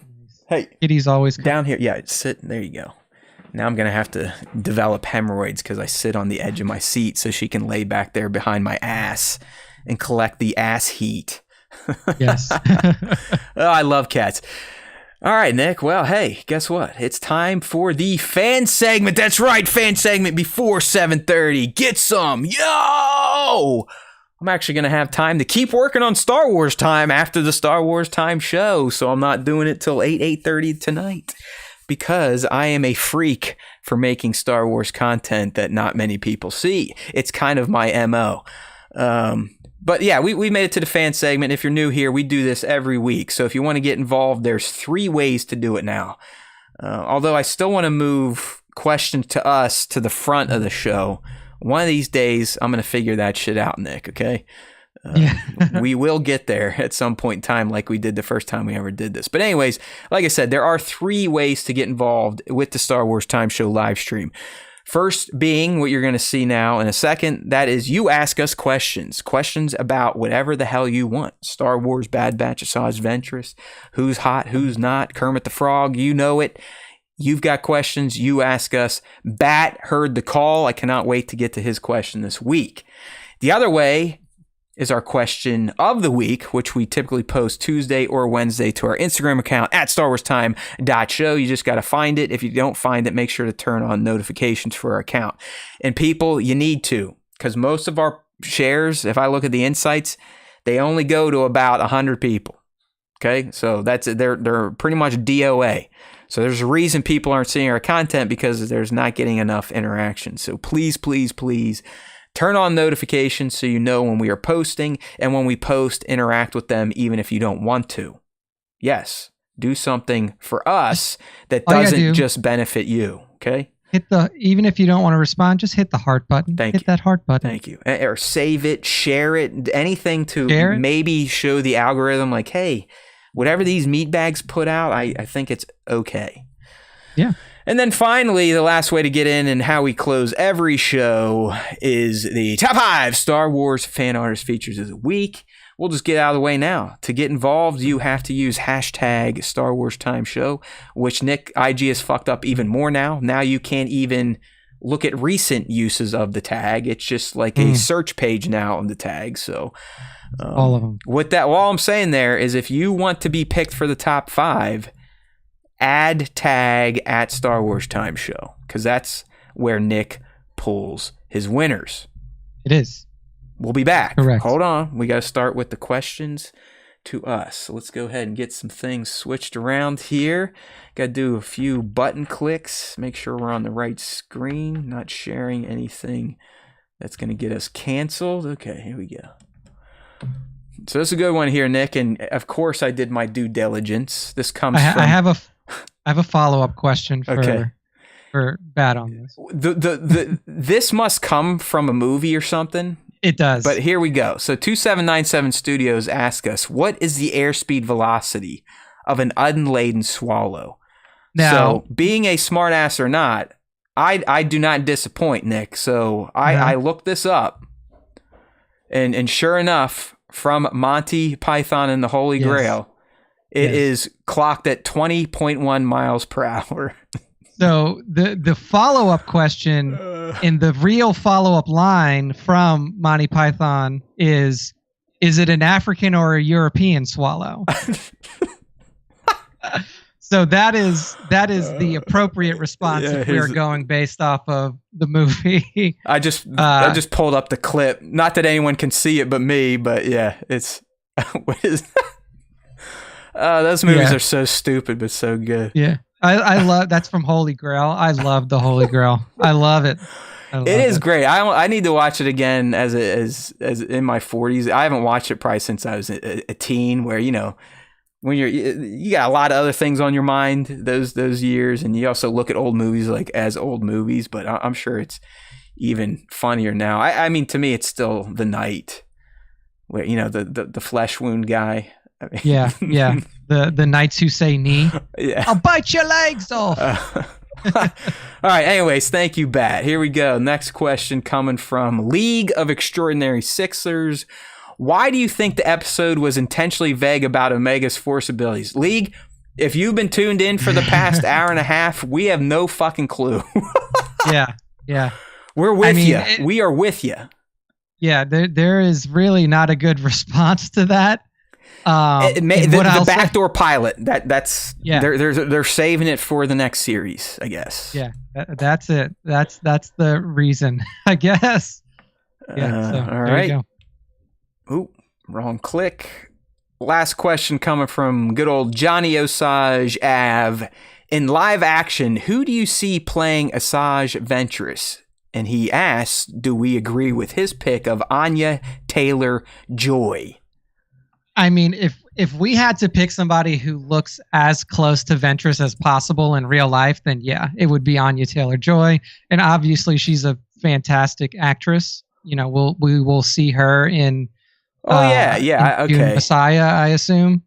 Right, because she's the sister who is even goofier than the mom and Paul, because she, as a fetus, essentially drank the water of life, which then gave her the memories of every Bene Gesserit before her, and that's what she's considered like a freak to the order. Yeah. She's smoking too. She's gonna be in Furiosa coming up as the young Furiosa. So as the young Furiosa. Yeah, I mean, I'll agree with that. I think the other one I was thinking, Nick, is the girl that was just in Rebel Moon as the lead. I saw 25 Sophia Boutella. Okay. Yeah, I mean, honestly, if you wanted to get you could cast like Kate Blanchett, because Kate Blanchett is just that like long, slender type of actress. Oh, she's short though. I'm glad you brought that up. Shit. Hold on, let me get back. Nah, never mind. I had too many screen changes. If I remember when we get back, dude. Blanchett's also older too. So. Yeah. There's a shot from this episode where she is talking with the batch, and she seems to be a head taller than even them. And I think, aren't the clones like well over 6 feet? I think that the clones are like 6 foot something, like 6'1" or 6'2", because obviously Django. But I do think that they're around that. All right. So, anyways, Johnny, I think your pick is spot on with Anya. Just to bring in another name, I'll go with Sophia Boutella, who I think, you shave her head, give her some white hair. She also has that look. She's got that dancer body, so nice and fit, tight, bouncing quarter type of shit. Oh, look at this. Sir Decky coming in with an Elizabeth Debicki. I don't know who that is. Isn't that Thor's wife? Elizabeth Debicki. Yeah, it is. It's not. It's definitely not Thor's wife. It's the girl that played Princess Diana. Oh, I guess she could too. Yeah, I mean she has similar features to Ventress, and I haven't seen any movies that she's in. She's in Tenet. I know you love Nolan films, so that's why I said it. Yeah, I mean, I definitely haven't seen that. Hey, this is a fun she game. was in Guardians V2. Yeah, she's So, what's her name? The gold Aisha? lady. Yeah, so maybe, yeah. Bat's saying, Cloverfield. what's her name? Sweden, the master from Doctor Strange. I didn't know what Tilda Swinton. Tilda Swinton. Tilda Swinton. Yeah. Too old. Tilda Swinton is honestly like she can morph into so many different people. She really is like you're right. I mean, she can be anything. Like I even think she could play like a convincing, man, female, non-binary, you name it. She is a chameleon, as you say. Yeah, right. She's like really, really. Look at Johnny. His questions even getting the fans involved here. Way to go, Johnny. Knocking them out. Yeah. All right, so this is going to take us into the question of the week responses. Naturally, we're in season, meaning in Star Wars show season, so the question's always going to be about the show itself. So, what's your favorite or least favorite moment from the latest episode of Bad Batch Season 3, The Harbinger? And really, at this point in time, the question of the week is essentially dead outside of our super fans. So kudos to the super fans for still seeing it and leaving a comment. For those that listen every week that just go, hey, it's the same people every time, you're not wrong. We're not trying to get involved. We're not trying to trick you. We just need more people to actually see the fucking post and interact. When it's only getting 25 likes a day in, that's a problem. Both with how our account gets disseminated to followers and how people interact with it. But anyways, here we go. We got the regulars, like I said. Johnny coming in again, Nick. I'll take this one. SWTS, release the Kraken! What a great episode. Where do I start? The battle between Asajj Ventress and the BB was my favorite, but who didn't get flashbacks of both Luke and Rey's Jedi training with Omega M-Count test? She reached out like Rey and had no patience like Luke. I was waiting for an exact, we're waiting our time from Omega. I'm sure Matt is doing his happy dance with his prediction of who the scrambled voice would be from last week's episode. Right on! That's right, Johnny, and I'll do it live for you here. I am the best. I know everything. You all should listen to me. Tell all your friends. Stop watching all the other shit and wasting your fucking time. Yay! There you go. Look at that. I can even make up songs. Well done. All right, Nick, go ahead. You got the usual suspects. Yes, indeed. So next up we have Mando Mugshots. He says, la la la la la, I have not watched it yet. So hey, at least we're not like the official Star Wars account and putting out clips literally in the morning. Like they don't even wait a day anymore, Nick. It's like, oh, it's 9 o'clock. Fuck it. Let's drop an Asajj clip. Yeah. So we're not, I mean, we probably could, but we don't do that. We give you guys time to watch it, at least until the end of the day. No one would see it anyway, so I think we'd be safe. Or knowing my luck, the one time I'd put out a slightly spoilery thumbnail, that's when it would go viral and we'd be canceled. Yeah, it would be reamed out. So, oh, jeez. All right, next up, 2797 Studios. Can we choose the whole episode? I enjoyed it overall. Of course, the return, seeing the boys working together to defend Omega was kind of cool. And finally, the dark hero Ventress has become. Still not enjoying the Disney era of people magically returning, but I guess Ventress is Catwoman now. Either way, good stuff. There you go. See, you figured it out. I just said it's like a cat got 9 lives. It's that green green smoke is something. Yeah, it's just it's cat DNA inside of Ventress, apparently. David Chavez coming in with the David. Donation. Way to go. Appreciate you, buddy. David. Thank you very much. Good to see you. Welcome to the last few minutes of the show. Don't worry, it'll be recorded for you to watch ad nauseum. Indeed. So yeah, I mean, seems like Bat enjoyed the episode. League of Extraordinary Sixthers says, Ventress, that's all for me. Hell yeah. So big fan of the Ventress return for League. Anyone else want a hot toy of this version of Ventress? I do. It looks good. I do. It's a good looking model of her for sure. Yes, Bat, you are right. Green smoke is good smoke. Next up, Tones 1138, our good bud. He says, love the attempted training of Omega and the mild mirroring of Yoda and Luke. Awesome hand-to-hand fight. Outstanding work by the animation team. Thought Ventress's return might have had an explanation, like any explanation, but absolutely nothing at all, apart from I've got a few lives left. Come overall, on, old guys, patience. It's all the old guys out here getting upset. Patience. Yeah, because we know we don't have much time left. That's right. We may die at any moment. So we got to have the info. I miss having Tones in here. There's a lot of regulars that aren't in here anymore. Like Klondike Studios has just disappeared. Yeah, I think I don't know if it's the Wednesday slot. Yeah, it's just like harder. Optimus Prime, we don't hear from him anymore. Action Figure Snaps, he stopped sending us shirts for every new series. Man, we can't. We can pull them in, but then we push them away. As fast as we pull them in, they leave. All right, I think we got one more here. One more from Bango here. Bango 31. The Asajj stuff was great. I liked the Dagobah callback with her testing Omega. They did it without being ham-fisted. I hope that's not the last we see of her, because I've still got a fuck ton of questions as to how she's alive digging that yellow blade, though. Gonna have to get that crystal for one of Savvy's lightsabers. Yeah, I think they do sell the yellow lightsaber now in Doc Ondar's at at Galaxy's Edge. I'm not sure. I check online because they may actually sell some of the crystals on the Disney shop, but I'm not 100% sure. Yeah, I don't know if I could ever do a Savi again. I got the experience, but I mean those. You can just go buy a fucking mag light and actually get like a legit flashlight in the end. Yeah, they're huge. Actually, mag lights are skinnier than the hilts of a Savvy. They don't weigh quite as much either.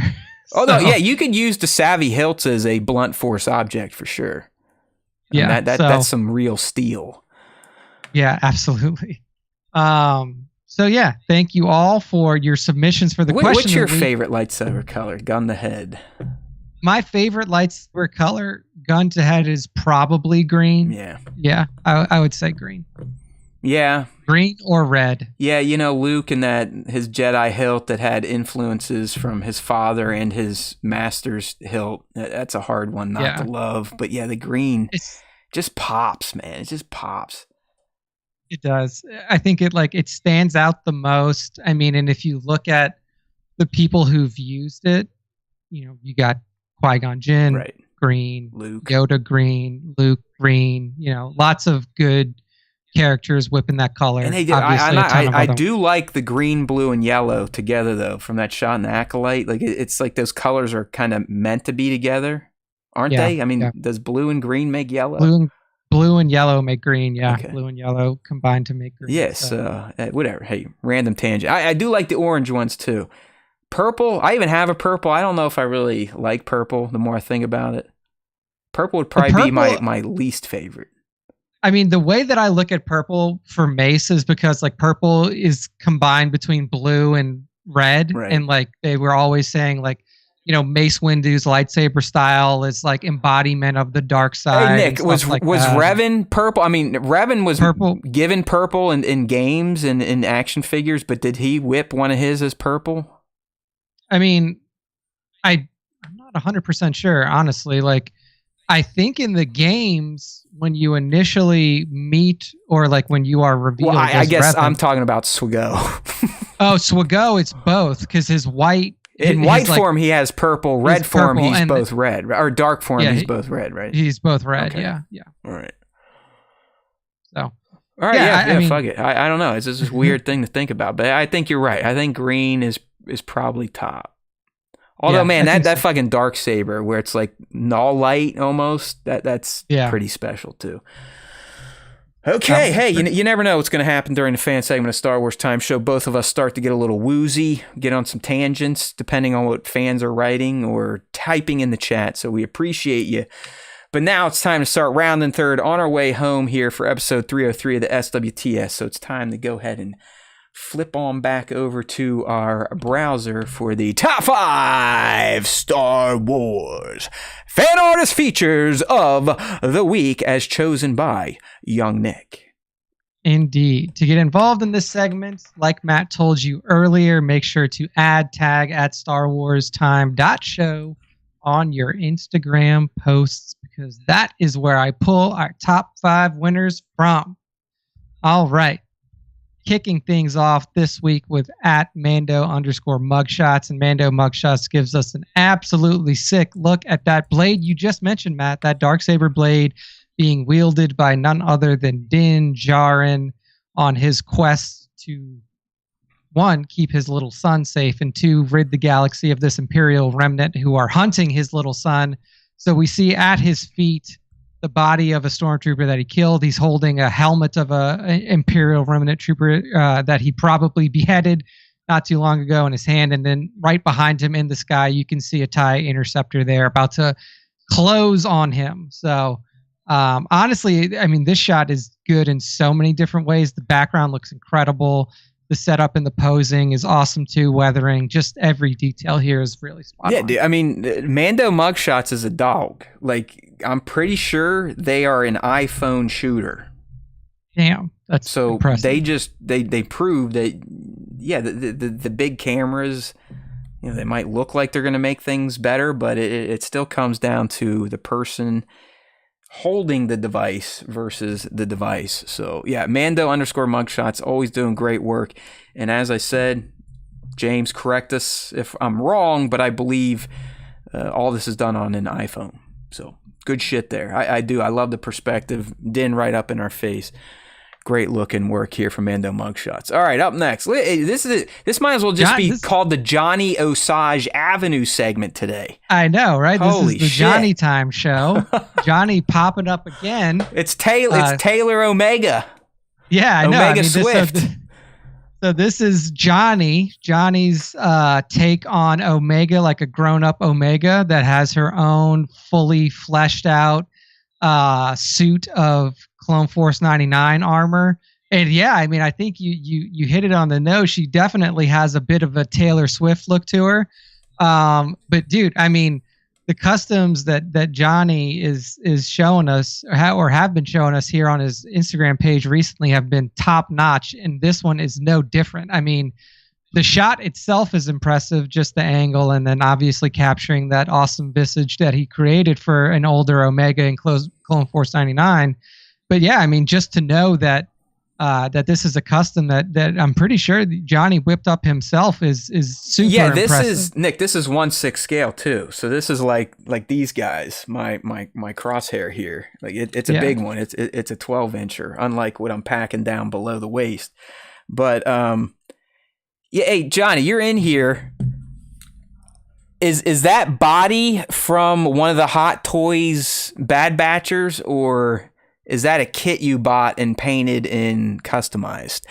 He is in the live stream. For those of you listening on audio only, we're going to try to get some insights in here. But I believe he's either using a body of a existing Hot Toy Bad Batcher, or this is some kit that he's had someone 3D printed and he's painted it, bought the doll base. But yeah, I completely that's it's funny we get this shot today talking about Omega's future. I would much rather Omega kind of stick to her clone warrior roots than shift into the piece of a Force user. Yeah, agreed. Johnny says that Scarlett Johansson was his seems to be his muse for this version of Omega. Her doppelganger, Scarlett Johnson. Yeah. Yes.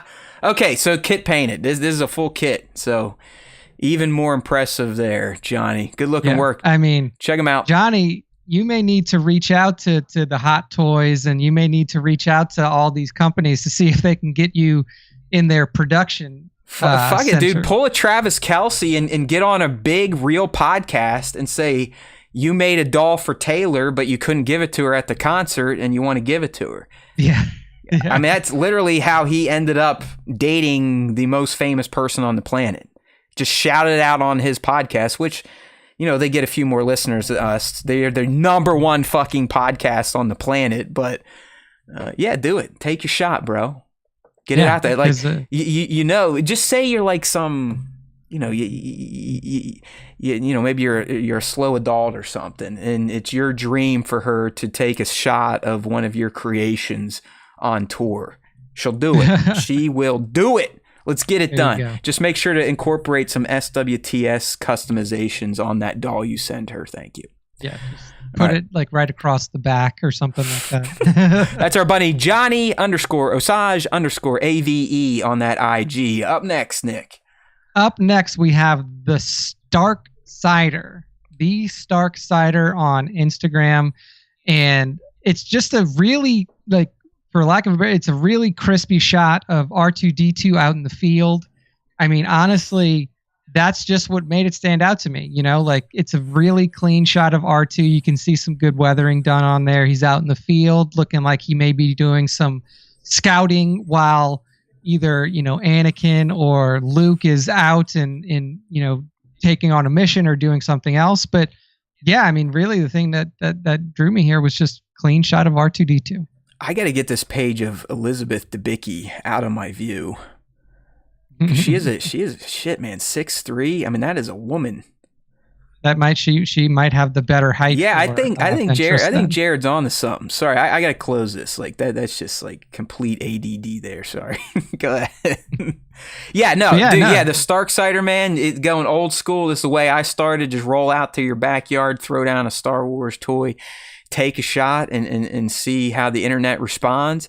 Stark Cider took their shot and Nick responded. So it's always good to kind of see new accounts coming across the SWTS desk. So kudos to the Stark Cider out there on IG. Go ahead and give them a follow. Indeed. All right. Next up is at Drew Originals, and Drew Originals hits us with one of the originals, and that is Vader. And it's another just like visceral Vader badass shot. You see him out fully enraged in battle in the rain, lightsaber ignited, awesome pose. His stormtroopers at his back, TIE fighters in the background. It looks like Vader is about to go on a killing spree. It's just fantastic work here by Drew. Oh, did everyone see that I got rid of the yellow banner on our thumbnail today? Not that that's going to do anything, but I'm trying to be cool like everyone else. I may need you to start taking portraits of yourself on Mondays too, young Nick. Just take. Yeah, you know, like so we can, like everyone else, and make really stupid fucking faces for some reason. Like that's the thing to do on YouTube thumbnails. I think that definitely spun off of Mr. Beast for sure. Yeah, so, I mean that's like everyone's doing it, and I now have a somewhat easy way to take a shot of us and cut us out and then make us glow. So I might start sending reminders Monday, because all I do now is I just pick us from our last episode. Yeah. So we don't necessarily have the right reactions. Like today, we both could have looked angry about Asajj, you know what I mean? So we'll talk about that offline. But back to Drew Originals here with this shot of Vader. It just kick ass. Great, you know, layering of figures in the background to kind of make Vader pop and pull your eyes to him. Like the ties up there to just kind of add to the background scenery. Good post-processing on that saber and some sunburst.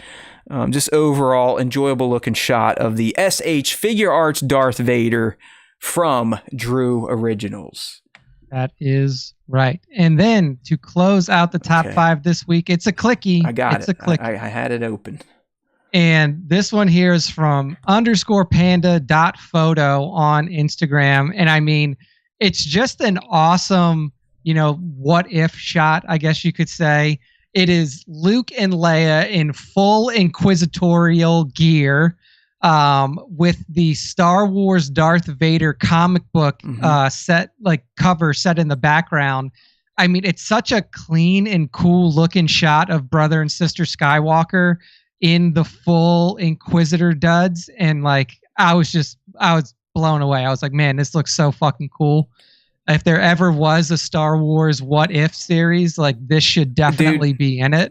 I'm not gonna lie, I saw this and I'm like, I'm copping this dude's idea. Maybe not for a picture. I almost want to display my Grand Inquisitor in Reva as this, because I have these figures. That this is the somewhat new Hot Toys Grand Inquisitor and Reva from the Kenobi series, and it looks like he's using the Mando Luke head, which I have.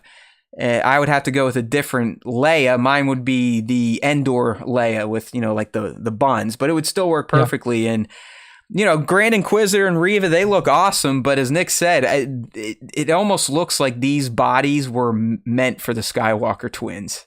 Yeah, You know what I mean? 100%. Yes. So I have considered after I saw this, maybe I just pop the heads off and keep it as Panda Photo went with here. I love it. It's a great little. This is just a mashup too. I mean, this isn't like a custom. It's just taking a head from one figure and plopping it on the body of another. Yeah, I mean, it works so well. I like his little caption too. What if Anakin had the high ground? I mean, it's a killer shot, dude. And it really does. It works so well for those figures. It works so well for a what if scenario around the raising of the Skywalker children. Just super cool looking, super well executed by _panda.photo. Yeah, I mean this shot right here is why I've always felt like, or other things like this, I've always felt like Star Wars is so ripe for a what if, like they've done with Marvel. It would just be so damn cool to kind of see some of these ideas realized in, short stories or something like that. All right. Yeah, for sure. So good it? Stuff there. That's the end of the top 5. And that's the end of our show for this week. So, Matt, go ahead and close us out. All right. You got it, my man. Fun as always, everyone. So hopefully those of you that join live, you were entertained. Are you not entertained? Hopefully you are. If you are, make sure to leave a comment. Share the link with someone. Turn on notifications if you're subbed and haven't done that yet, because we need more of you. We got a few new people in the Discord. They're kind of mixing things up. This is the way. Didn't make it to the live tonight, but I like that when we add new people and people finding us randomly. We got to keep this momentum going. I don't know if it's the Wednesdays or, if I tap my head and rub my belly the right way when I hit post.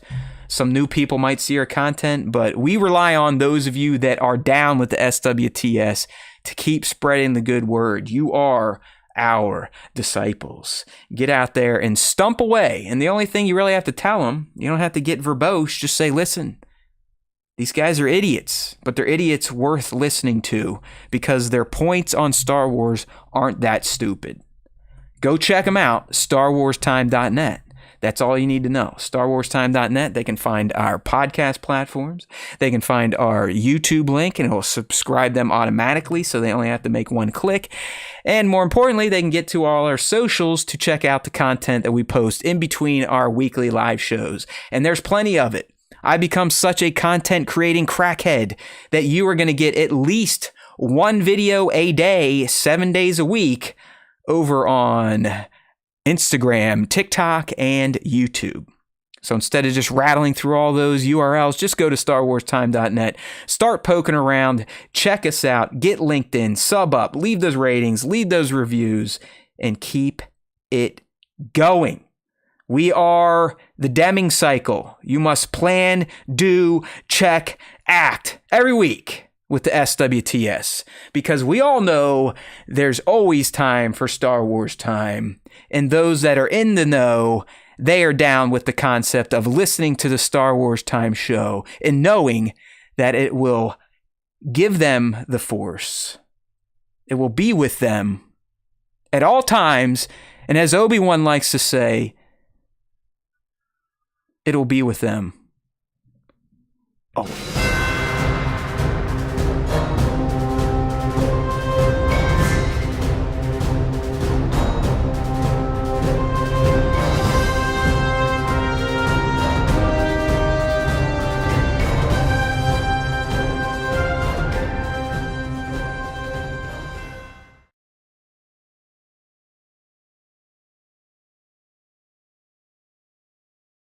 I'm back on mic. That was one of the worst endings I've ever done.